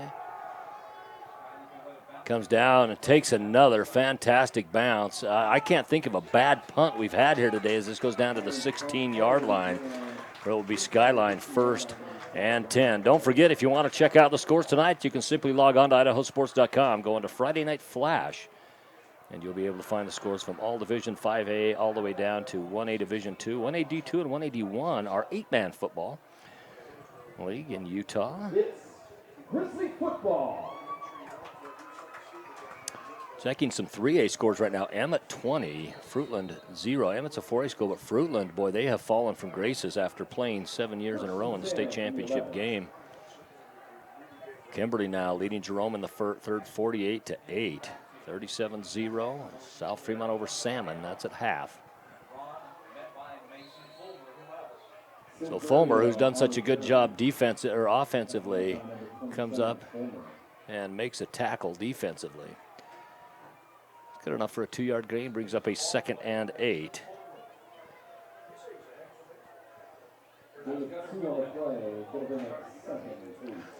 Good 2A, 3A matchup tonight. West Jefferson and American Falls in the first. West Jefferson with the 7-6 lead. That's a 2A, 3A matchup. 21 seconds now to go in quarter number 2. This will probably be the last play, barring an incomplete pass or a penalty. Oh, and now a bobbled snap, and dropping back on it will be Hackey. Taggart was in motion, and I think it hit Taggart just slightly on the arm as it was hiked, and it ended up being bobbled. Hackey did the right thing, falling on it. And this is going to bring up quarter number 4. We'll take the break. Come back for quarter number 4, 22-7. Right now, Skyline on top of Highland. A hit in the morning, another between class, after school, and more before bed. Vaping sucks you in quick. Not to mention all the chemicals and health problems everyone's talking about. That's why thousands of teens are ready to take back their life their own way with My Life, My Quit. When you sign up with us, you'll get a free and simple quit plan that makes it easier to stop vaping. Visit mylifemyquit.com or text Start My Quit to 36072.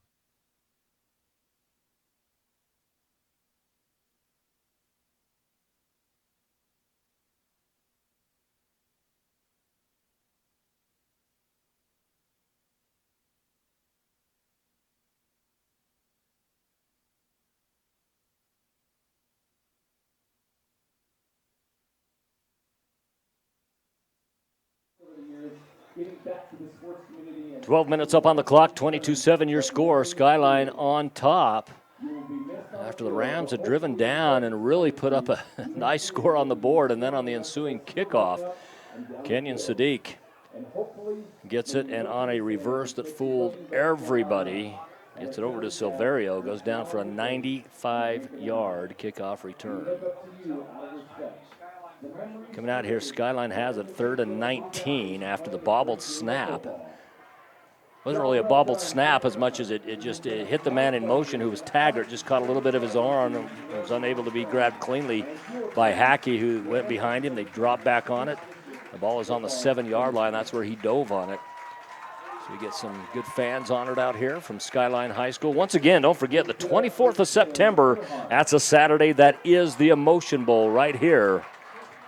From Idaho Falls, Rafston Stadium will be IF and Skyline, who share this stadium. They're in 2 different school sizes right now.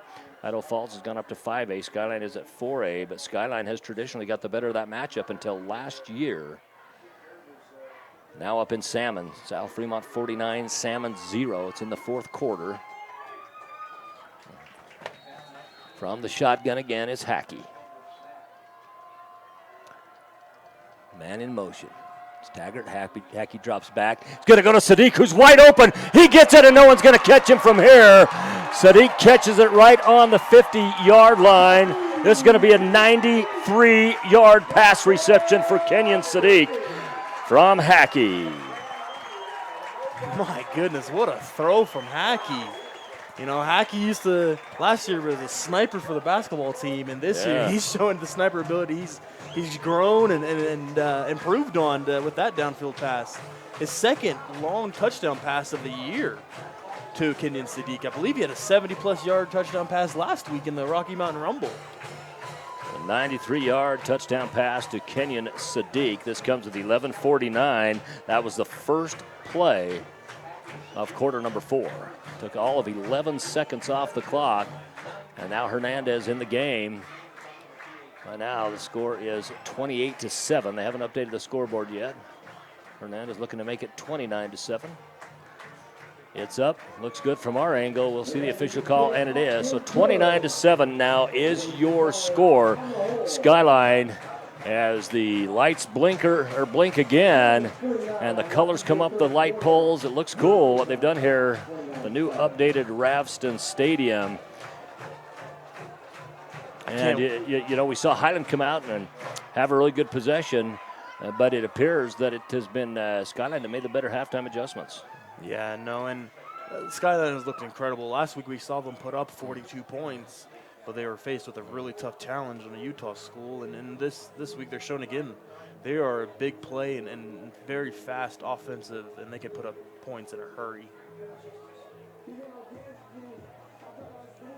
know, it's interesting. I'm looking at scores here from the 1A D2 and 1A D1 divisions, which are 8-man football in the state of Idaho. And it's just interesting, you know, a lot of halftime scores that you look at and stuff are up, you know, in the 50s and 40s. It is not uncommon to see an 8-man football 80-point games where someone will put those kind of points up on the board. It's amazing. You take 6 total players off the field, 3 from each side. It is amazing how a 100-yard field opens up. Anyway, it's a lot of fun to watch. If you've never watched 8-man football, you are definitely missing out, because 8-man football is some of the funnest football you'll ever see. And there's some good players come out of there.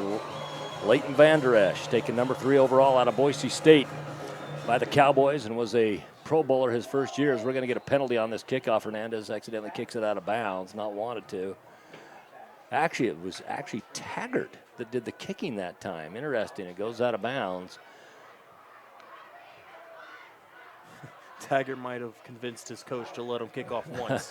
Anyway, Leighton Vander Esch, you know, played at Salmon River High School. Not only 1A, but 1A Division II, the smallest size. They graduating routine about 8 to 15 kids a year. 2-time state champion basketball his junior, senior year. 2-time state champion football his junior, senior year. One is a preferred walk-on to Boise State. Ends up being one of the top linebackers in the country, and 3 seasons ago, the NFL, he was taken at number 3 overall and was a Pro Bowler as a rookie, going into his 3rd season now, I should say. And he played a lot of quarterback in 8-man football. Not sure what the officials are doing. They look to back it up and then take it forward and now back it up to the original spot. Either way, it just ended up where it started on the 35-yard line, 1st and 10. I think they have the same issue as us, is math is hard. Yeah, that's right.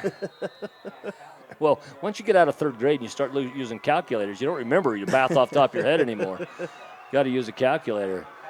And it's going to be Hymas who steps up through the defense. Great run by Hymas, picks up a 1st down, finally flushed out of bounds, but not till he gets across the 45-yard line out to, looks like near the 47 on their own side of the field. And for Highland, you've got to start making every possession and every play count at this point, down 29-7.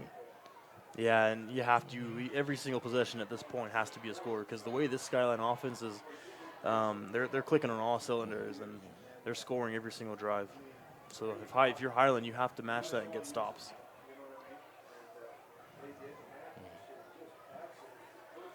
First and 10 from the shotgun again. Trips right tight. Twins left. Coming out of is going to be Hymas. Drops to his check down receiver. Check down receiver ends up being 14.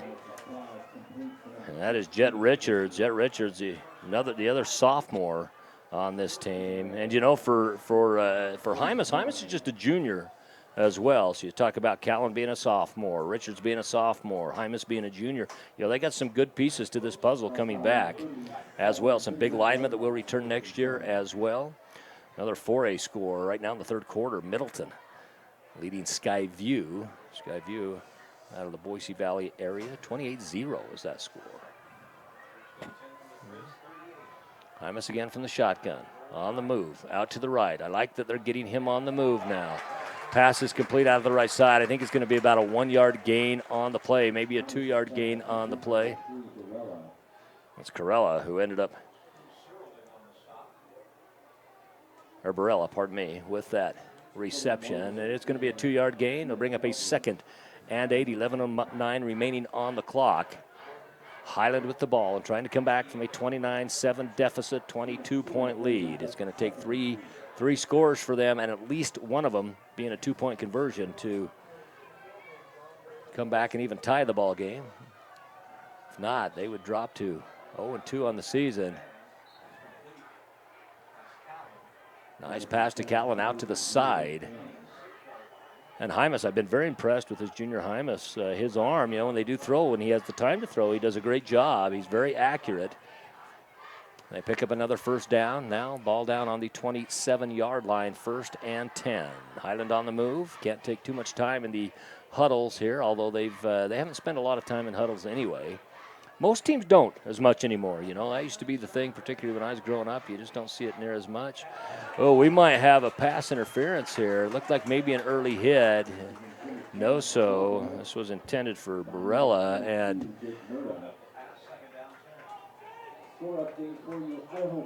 just ended up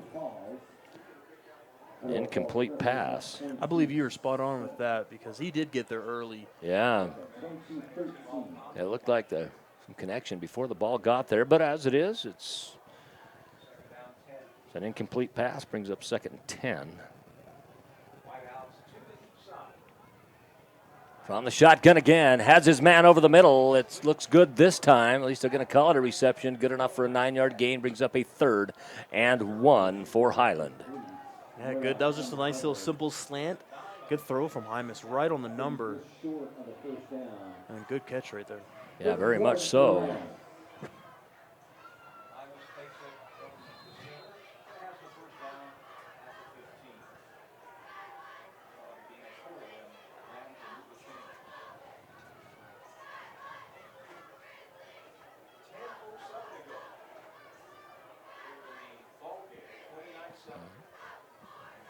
So 29-7 your score, 10:07 to go. From the shotgun again, it's going to be Hymas.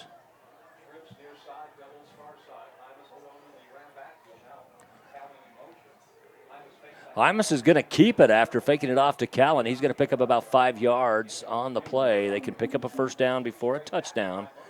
Do not forget.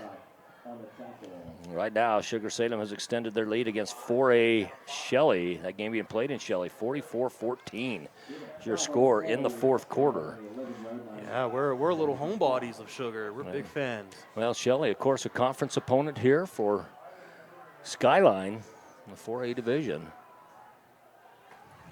Hymas again this time. He's going to pitch it out to Corella. Corella cups up through the middle, avoids one tackler, but it's brought down near the 5-yard line. Looks like where they'll mark it. And that, I believe that will be a first down. Yes, they're going to call it a first down, so they're going to move the chain. So that'll be 1st and goal from the 5-yard line, where Highland has an opportunity to cut into this 22-point lead. 9:14 remaining in the ball game.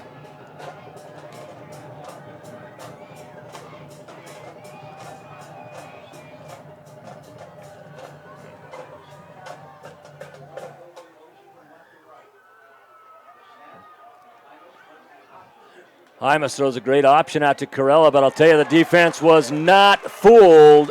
And Corella now brought down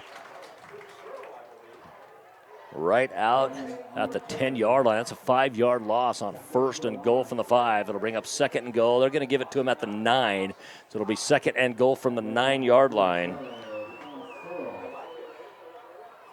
That was a fool me once, shame on me. Fool me twice, shame on you. Or opposite that. As the second time here, Skyline did not fall for it. That's going to be Hymas stepping up through the middle. Eludes one tackler, but gets down to about the 7-yard line. Will bring up a 3rd and goal. That's from the 7-yard line. And now, right now at this point of the game, Highland just can't afford field goals. No. They've got to have touchdowns at this point. Yeah, and one thing I've noticed on this drive, they've gone away from Homer. He was the main reason they got their first touchdown in the first place, and they've gone away from this drive as Skyline takes a timeout. Well, when you need the clock on your favor, or in your favor, you tend to, throw the ball more, and that's not what Fulmer was there for. But you'd think on a play like that, for example, when they need some yards and you're going to keep it on the ground anyway, give it to a Fulmer and let him pick those up.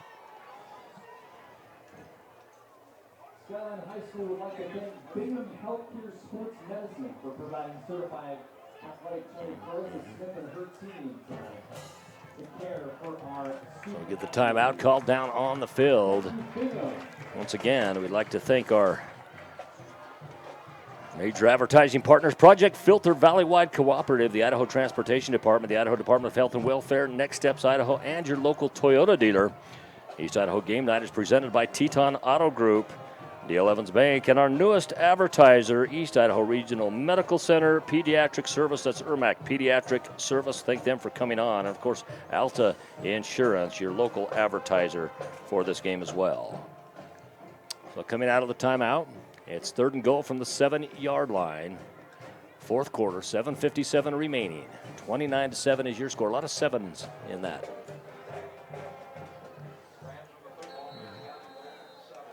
So from the shotgun again, it's going to be Hymas. Twins right, twins spread left. Man in the backfield. The man in the backfield is Corella. They get it to him again, and, that play it worked one time, and ever since then, Skyline's been reading it. Skyline right now is so disciplined with their players defensively staying home. Yeah, and Skyline's been incredible. They have that one drive, they gave up that touchdown, but other than that, their defensive line has been incredible, and they've gotten to the ball really quickly. Yeah, very much so. So this brings up a 4th down, and it's I'd say it's go for it territory at this point. 29-7, only one offensive touchdown scored this season thus far for Highland. They do have a defensive touchdown. Both of them are from Corella. 4th down from the shotgun. We are going to get a blitz here. It comes off the edge. Now throwing to the corner, but pushed out of bounds. They're going wide out of bounds. This is going to be a turnover on downs. The pass was caught, but it was just way too out of bounds. I mean, it wouldn't have, even if it would have, I don't think Kareem Abdul-Jabbar would have been long enough to catch that and keep it in bounds there in the end zone. So it's a turnover on downs with 7:09 to go. And these Skyline fans who did not have quite as much to cheer for last week. They did put up 42 points, but it was in a losing effort. They are excited now as they start smelling a victory. Not that this game is out. Tell you what, last week, guess the halftime score of that game. It was 48-32 or 36 halftime. Wow. Yeah, and it was up and down, up and down. Kendrick Sadiq 70-yard touchdown, a Helu 85-yard run. I mean, it was incredible. That ended up being a 68-42 victory for Stansbury out of Utah. Hackey from the shotgun. It's Silverio who scored their most recent touchdown. It was on a kickoff return. 2 touchdowns ago on a kickoff return. Sadiq on a 95-yard reception this last time, 93 to be exact. Ball goes all the way out to the 11-yard line. It'll be 2nd and 4. Long 3, short 4. An update on a conference team for Skyline again. Shelley has been scored on again by 3A Sugar Salem. 51-14, Sugar Salem up on top of Shelley.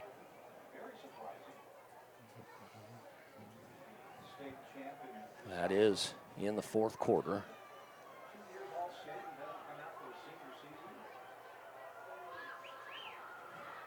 From the shotgun, Hackey again.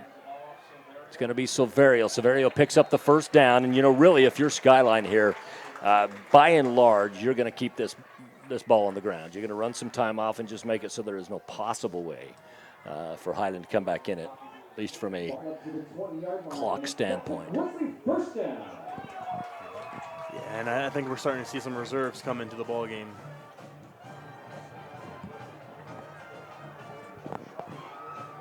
We have not had an interception in this game. Therefore, the Skyline throne chair down here has not been used tonight. What they use if someone gets an interception. Well, it's a turnover chair, so fumble recovery will do it as well. We've had turnovers on downs, but not a traditional turnover. Hackey in the backfield, goes over top to his receiver, Silverio.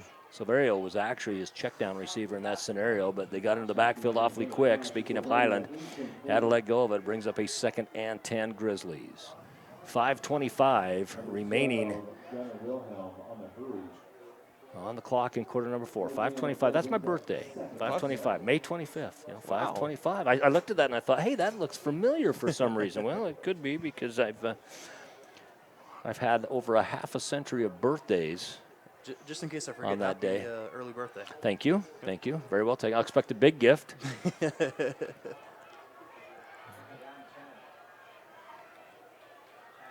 Man in motion. It's going to be Taggart. This is the way they've handed off to Taggart most of the time this year. It's been on a sweep. So they've brought it across and put him in motion. Picks up 2 yards on the play, brings up a 3rd and 8.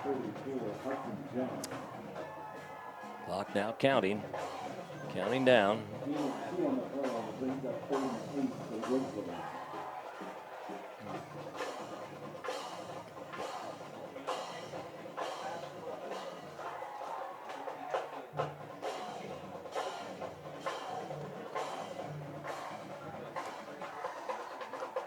Coming up for this 3rd down. I'd imagine if they don't get it, that's going to be a punt scenario.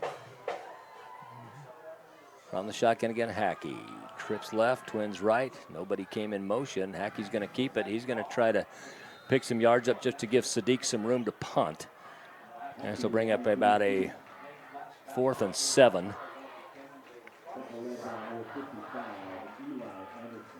This will be a punt scenario. At least we have to anticipate this will be a punt scenario as Sadiq steps back into punting position. They've already faked one tonight.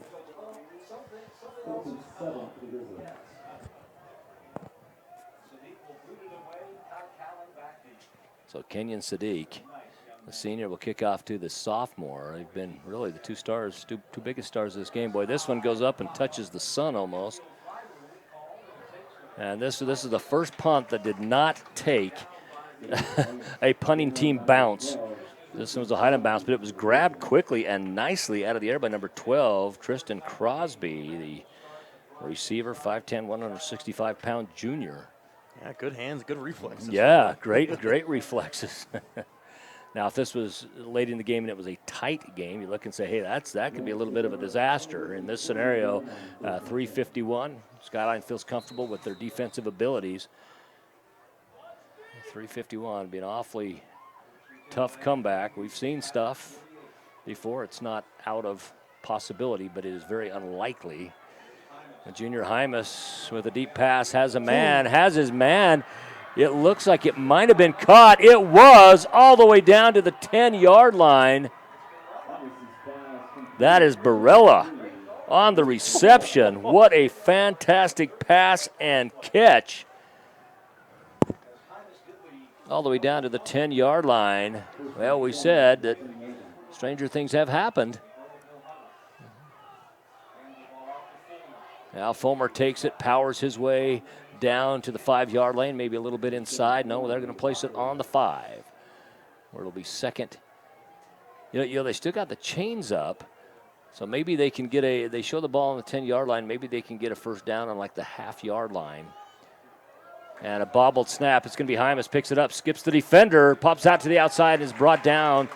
He'll get back to the line of scrimmage. It'll bring up a 3rd and goal from the 5-yard line. You know, going back to that throw, the throw couldn't have been placed any better. No, and he's had a number of those tonight. Yeah, and what a catch, too. He had 2 defenders all over him. This is the time that wish I had the time to do a replay. And look at that. That was a beautiful catch and throw.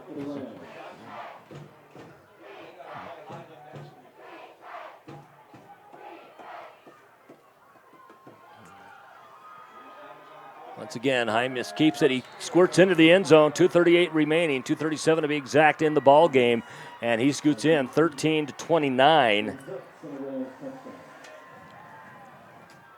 Extra point pending.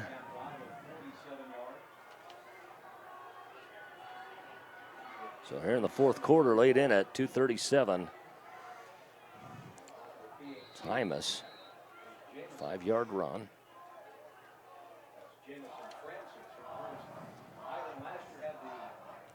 So they're going to go for, they're just going to go for the extra point.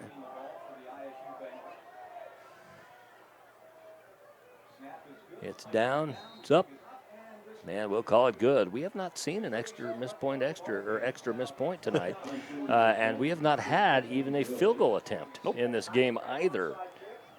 And so with 2:37 remaining in the ball game, 29-14. We got a 15-point game. Skyline with the lead and sniffing a victory.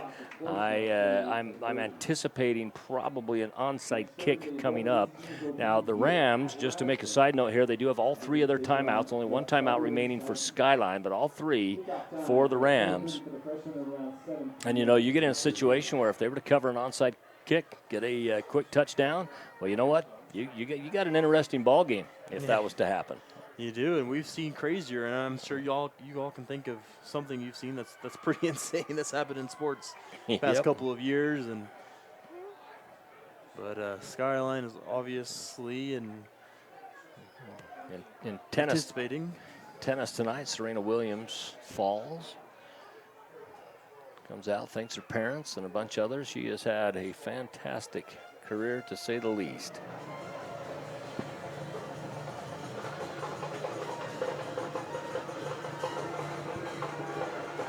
We are going to get the onside kick here, and this is going to come off the foot of number 21, Giannis, pardon me.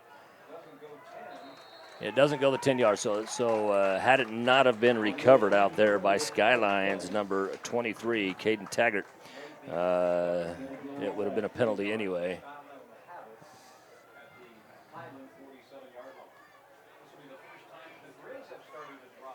Yeah, and I'm expecting only runs from here on out. We got 2 minutes and 37 seconds. Yeah, 2:37, but again, all 3 timeouts for the Rams of Highland.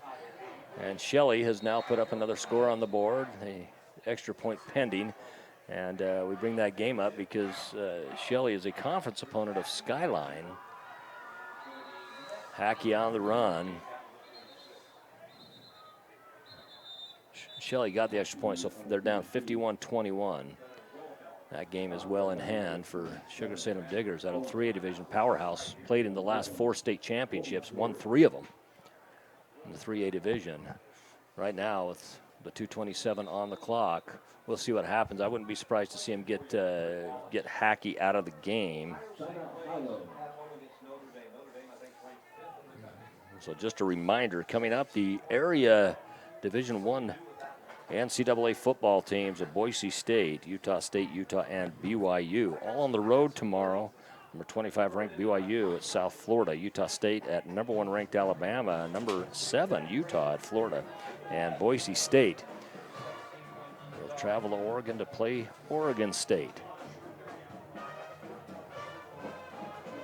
Those games all televised and available for fans watching. Unfortunately, they're not televised on IdahoSports.com. But we're not quite there yet. But you never know. You never know. You know, maybe a TV crew doesn't show up or something sometime, and they call Paul Kingsbury, say, hey, can you cover this game for us? I think we could do that for you. We're not anticipating that, but you never know.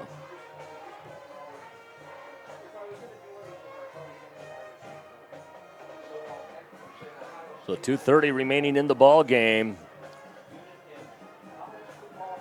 As Skyline, after a kind of a lackluster first half overall, Skyline has really come out and just kind of, both teams played better in the second half, but they have imposed their will. Right now in the third quarter, we'll get back to that in just a minute. This was backwards, and Highland jumps on it. So Highland doesn't get the onside kick, but however, the second play of the drive for Skyline, they turn it over. A backwards toss. So Rigby High School finding themselves down in American Fork tonight. It's the third quarter. American Fork, the Cavemen up on Rigby 10-7. Rigby led at halftime 7-3. Bishop Kelly, the final up there for a 5A matchup as they knock off Centennial 35-0. Owyhee now leading Boise after Boise led 16-10. Owyee's up 31-16. Hymas throws it out of bounds, being chased heavily in the backfield. Yeah, up a 2nd and 10. Going back to that turnover for Skyline, it looked like Hackey misjudged the snap, and instead of just running and falling down and taking the snap or the sack, he tried to hand it off to Sadiq, it looks like, and it was a backwards pass, and it's a live ball. Local here in the Idaho Falls area. It's 2 Idaho Falls area schools, 5A Thunder Ridge and 4A Hillcrest, 28-7. Thunder Ridge with the lead. Thunder Ridge lost their opening game to 4A Minico, who's played very well.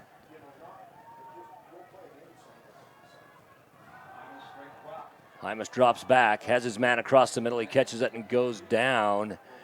This is number 3, Barella. Not so sure why Barella didn't turn and try to run on that. He actually had a little bit of room had he have turned, but he went down. So they'll get on now. It's 3rd down. 3 yards to go. From the shotgun again. Twins right, twins left, one in the backfield, no one in motion.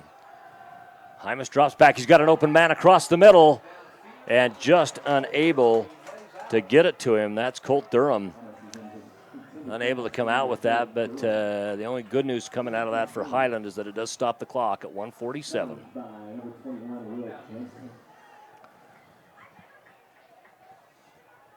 Lewiston High School right now at home leading Capital 32-14. Capital 5A out of Boise, and Blackfoot now late in the 4th quarter 28-14 leading Madison 5A. A lot of smaller schools beating a lot of bigger schools tonight. Yeah, Madison was impressive last week. They certainly were. From the shotgun again, just go to the sticks is probably what he's looking at. Hymas keeps it. He will go to the sticks. He'll get out of bounds. So good scenario for them. They pick up the first down, new set of downs, and stop the clock at $1:35. He ran out of bounds. They're going to have to reset the clock. They let about 5 seconds run off.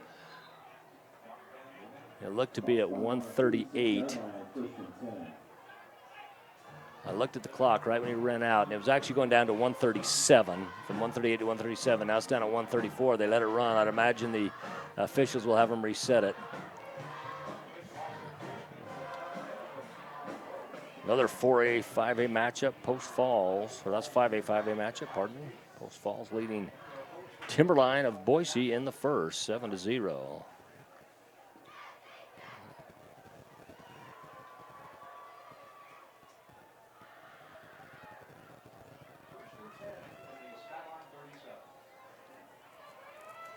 First and 10 from the 37-yard line.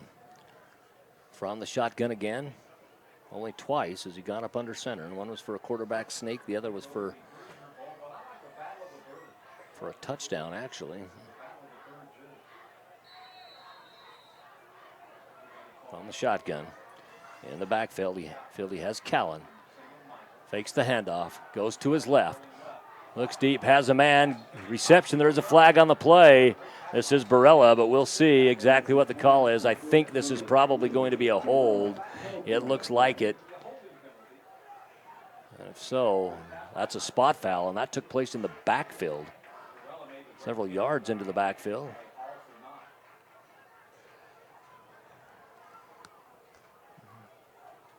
Yep, they're going to call it a hold. It is on Highland. Once again, the penalties stacking up for Highland. They should come back near the 50-yard line. It'll be 2nd and 24.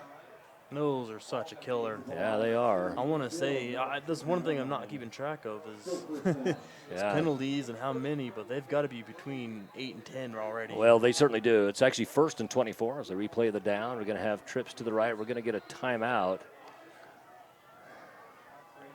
Highland coach Sorrell is out there. He's pretty upset about that call. And we'll see if the timeout comes. The officials have not motioned it yet. It looks like there's going to be, well, we're not quite sure who called this, if so, because Highland has 2 left. Skyline has 1. They are showing those all up on the board for these 2 teams, and they still have not motioned who the timeout is from.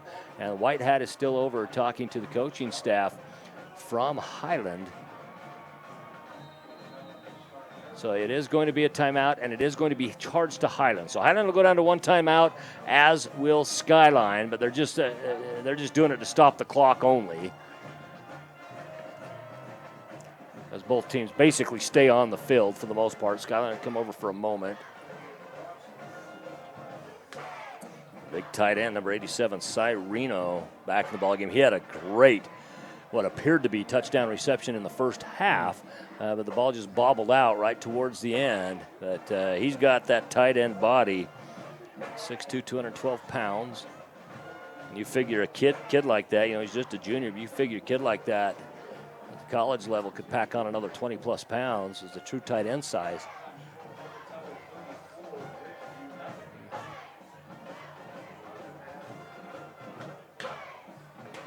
So from the 50-yard line, it'll be 1st and 24. Hymas will be from the shotgun.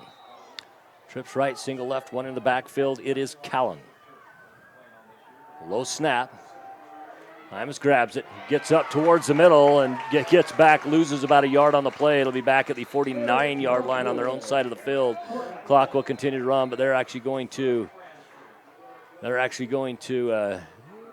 probably get a timeout on this play. However, the clock stops right now for a penalty. Yeah, this is going to be a personal foul, and I believe this might is be a going to face mask. No, it's going to be a little bit of extra shoving and pushing after the play. This is probably going to be on Highland, but they could. And it looked when Hymas was brought down that they might have had a little bit of face mask too. And we'll see. We'll wait for the white hat and see what he ends up calling.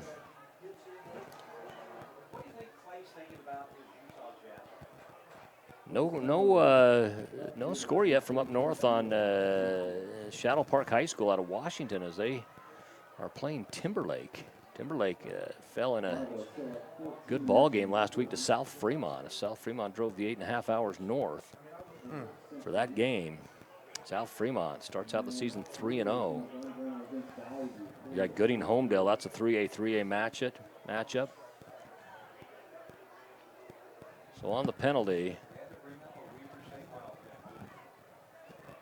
it's going to be a 15-yard penalty. So this will go back and. Boy, this is offsetting penalties. Well, it shouldn't be offsetting penalties, and you can't. To my knowledge, you can't enforce two of them. That's a 25-yard advantage. And a first down.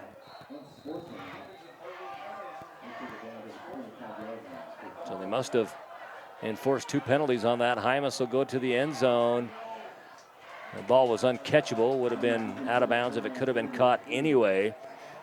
So this will bring up a 2nd down and 10 from the 25-yard line down deep in Skyline territory. Minute 9 on the clock. And again, a touchdown here makes this a very interesting ball game. It would bring it within one score plus a 2-point extra point. That's if they could score and convert on this and then possibly get an onside penalty or an onside recovery. 3A Kimberly leading 4A Jerome 56-8. Hymas gets it to his receiver. They're going to say it was in bounds. Wow, down at the 14, 15-yard line area. Looks like the 14 is where they'll give it to him. Wow. Great reception by Barella to keep it in bounds. Barella's got really sticky hands. He's done a great job tonight when they have thrown his direction. And again, really impressed with the throws of Hymas. You know, he's a very accurate quarterback. Even those that haven't been receptions, it really hasn't been for the most part because they weren't on target. You know, he's been good. 3 receivers left. Twins right. Two of them swap spots. Nobody in the backfield. Hymas steps up through the middle. He's going to run it inside the 10-yard line. He gets met, and he's going to get down now after a few defenders down close to the 5. Looks like it's going to be around the 6 or 7-yard line. 52 seconds remaining in the ball game. 51.2 to be exact, and using their last timeout is going to be Highland High School. Once again, we'd like to thank our East Idaho Game Night presenters, which is Teton Auto Group, Ermac Pediatric Services, and DL Evans Bank. This is also brought to you by our major advertising partners, Project Filter, Valley-Wide Cooperative, the Idaho Transportation Department, the Idaho Department of Health and Welfare, Next Steps Idaho, and your local Toyota dealer. And, of course, big shout-out to Alta Insurance for being our local sponsor for this game as well. Make the memories last a lifetime by owning this digital game file for just $10. You can click the button in the top right to order, and it can be yours. Our Army of Idaho Sports action photographers are covering games all over the state. We've revamped our galleries to make it easier to find and order your favorite action shots. Just go to IdahoSports.com and click the Action Photos link in the menu. And always entertaining and occasionally controversial, the IdahoSports.com Prepcasts cover every inch of Idaho, hosted by Brandon Bainey. Each Prepcast features one of our in-house experts talking about what's going on in your part of the state. Just go to IdahoSports.com and click Prepcasts in the menu to get caught up on what you've been missing. You can also make game picks. We'll talk about that a little bit. But right now, ball is down on the 7-yard line, and Highland in scoring position. And it's going to be Hymas who goes all the way into the end zone and now makes this an interesting game with 45.2 seconds to go on the clock. So Hymas now scoring the last 2 touchdowns. This one a 7-yard run. 45.2 seconds remaining in the ball game. This is getting interesting. We talk about, it wasn't probable, but possible. Yeah. And if they were able to get an extra point here, I think here you just go for the extra point. I don't think you'd worry about going for 2 here. You can cover that or cross that bridge if it comes to it. High snap. It's up. It's good. So that does make it a 1-score game. Score is 21-29. It's an 8-point lead. 45.2 seconds on the clock. Highland will kick off, and will certainly go for a onside kick again. And boy, and if they could recover it, we have ourselves a different ball game. Yeah, and the one mistake they made when they did do their onside kick before was they didn't get their blockers down the field. They have to guard that ball and let it go 10 yards, or Skyline's just going to go pick it up like they did. They do. They need to perfectly execute it. So a couple finals for you. Sugar Salem, Shelley does go final. It's the Diggers of Sugar Salem 51, Shelley 21. And up in Salmon, boy, South Fremont, great start to their season, 3-0. That makes 2 schools in their conference starting 3-0 on the season, 49-0 over the Savages of Salmon. Tonight you got Marsh Valley taking on Teton down in Marsh Valley. McCall Donnelly, Nampa Christian, that's a 3A, 2A matchup. But here's one people will look to see. We don't have an update yet, but that is Homedale and Gooding. And you got Bonners Ferry facing 2A Grangeville. And still 20-0 is your score. Fruitland finds themselves 20 points down to Emmett. Filer and Snake River, and that's a big game for Filer, coming off just a drubbing last week as Sugar Salem scored 69 on them. Whew. So the onside kick again. Last time it didn't go the 10 yards. And this time it's covered up as well, and this will certainly do it with Highland having no timeouts left. But I'll tell you what, the Rams certainly made it interesting. 45.2 seconds to go in the ball game, and that'll end up most likely being our final. We just expect Hackey to go out and nil on the ball. Well, not nil on the ball, but nil on the turf with the ball in his hands.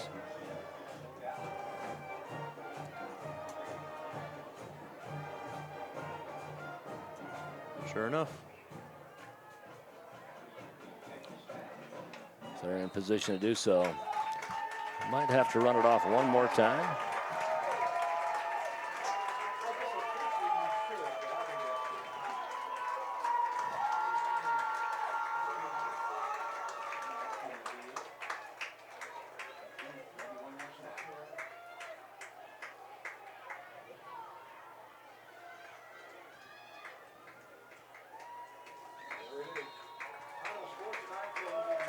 Well, that will do it. And so your final score is going to be 29-20. It's going to be Highland falling for the second time in 2 weeks, this time to Skyline. Skyline will go 1-1 on the season to Highland's 0-2. We're going to take a break here on IdahoSports.com. We will be back with final game thoughts, and don't forget your IdahoSports.com player of the game after this.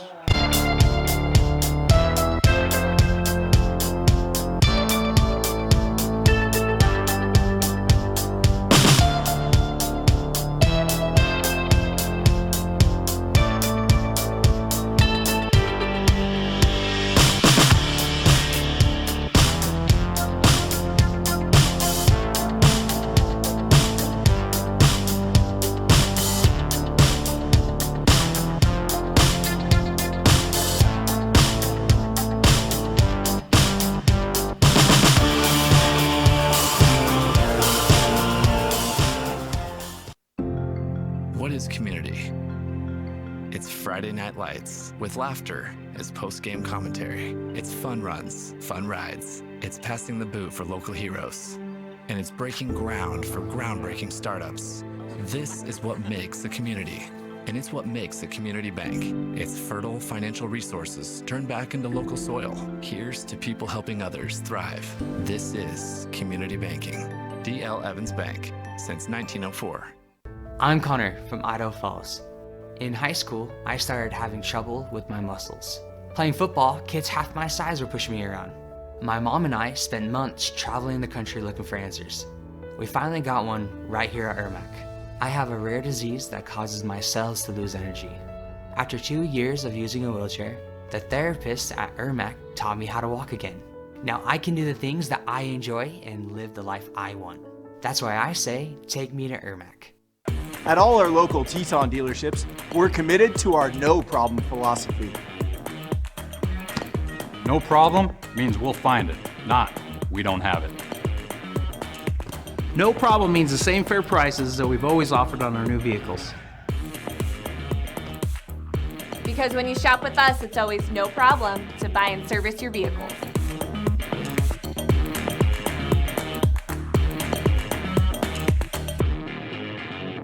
Some days, I choose the most difficult trail. I test my limits. Taking the hard path isn't always easy, but I know it's the right way. When I get done with my ride and I look back at what I've just accomplished, I feel amazing. It takes courage and determination to do hard things. But you can do them.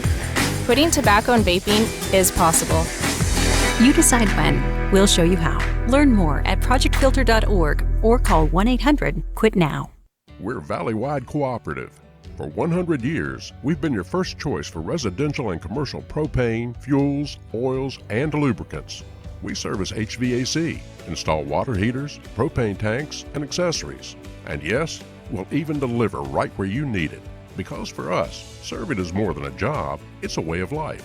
We are proud to employ your neighbors and to be a cornerstone of your community. We're Valley-wide. Yesterday, today, and tomorrow. We're here for you. It can be a lot, trying to figure out how to make it. How to dream big and to wonder, what if? Because no matter where you are in life, if you don't know what's possible in Idaho, it's hard to keep asking, what if? Which is exactly why Next Steps Idaho was created, with everything from smart tools that help you figure out careers you might be suited for, to training and education options for you. So keep asking what if at nextsteps.idaho.gov. You can't make summer stand still, so make the most of every last second with a new Toyota at Toyota's National Sales Event. During Toyota's National Sales Event, discover our wide variety of fuel-efficient electrified vehicles. Toyota, let's go places. At D.L. Evans Bank, we haven't invested in a deep line of digital banking services to help infuse more banking into your life. Just more living. D.L. Evans Bank. This is community banking. Well, is IRMAC really the best hospital for pediatric care? I mean, aren't all ERs the same? Not all ERs are the same. IRMAC's ER has been delivering high-level clinical care for over 3 decades. As a Level 2 trauma and burn center, IRMAC is well equipped to handle pediatric injury and illness. All IRMAC ER nurses have higher level pediatric certifications, and that's just not common in all ERs. And this expertise and experience is found only at IRMAC.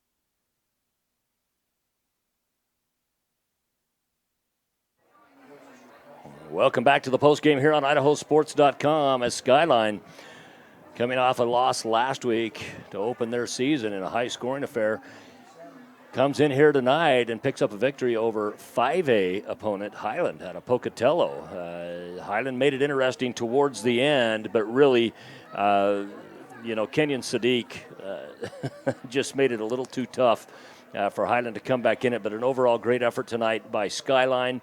The first half, only 7 points put up on the board for either team, and that came from Skyline, but they really made the better halftime adjustments and were able to come out and get things done. Yeah, Highland made it close in the end, and they will have a lot to take away from, and the big major thing is they have to slow down on their offensive penalties. Yeah, the offensive penalties just really caught up to them, especially in scoring position. That hurt them a couple times.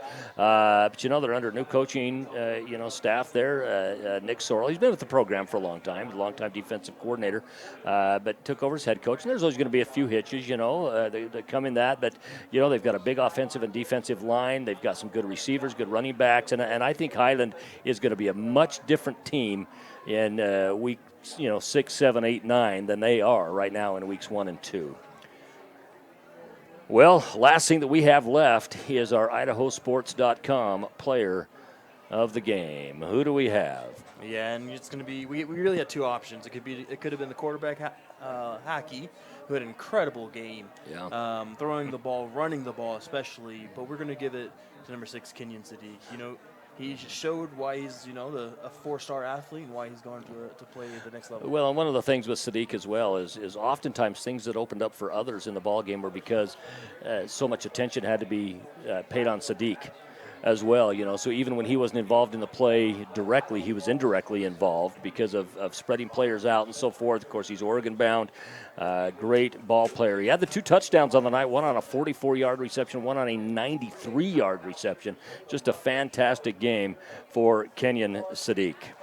This has been an IdahoSports.com GameStreams production of the East Idaho Game Night, presented by Teton Auto Group, D.L. Evans Bank, and Ermac Pediatric Services, as they have just come on board with us. Also brought to you by our major advertising partners, Project Filter, Valleywide Cooperative, the Idaho Transportation Department, the Idaho Department of Health and Welfare, Next Steps Idaho, and, of course, your local Toyota dealer. And a shout-out as well to our local sponsor, Alta Insurance.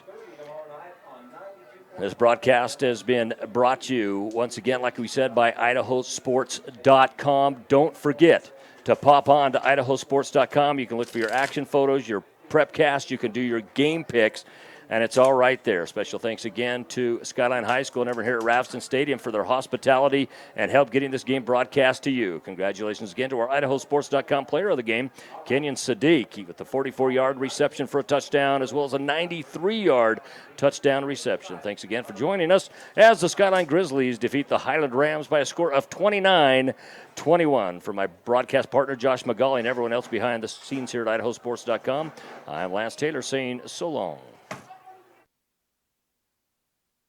This has been a presentation of IdahoSports.com GameStreams. This broadcast is copyrighted to IdahoSports.com. Any rebroadcast, retransmission, or other use of this broadcast without the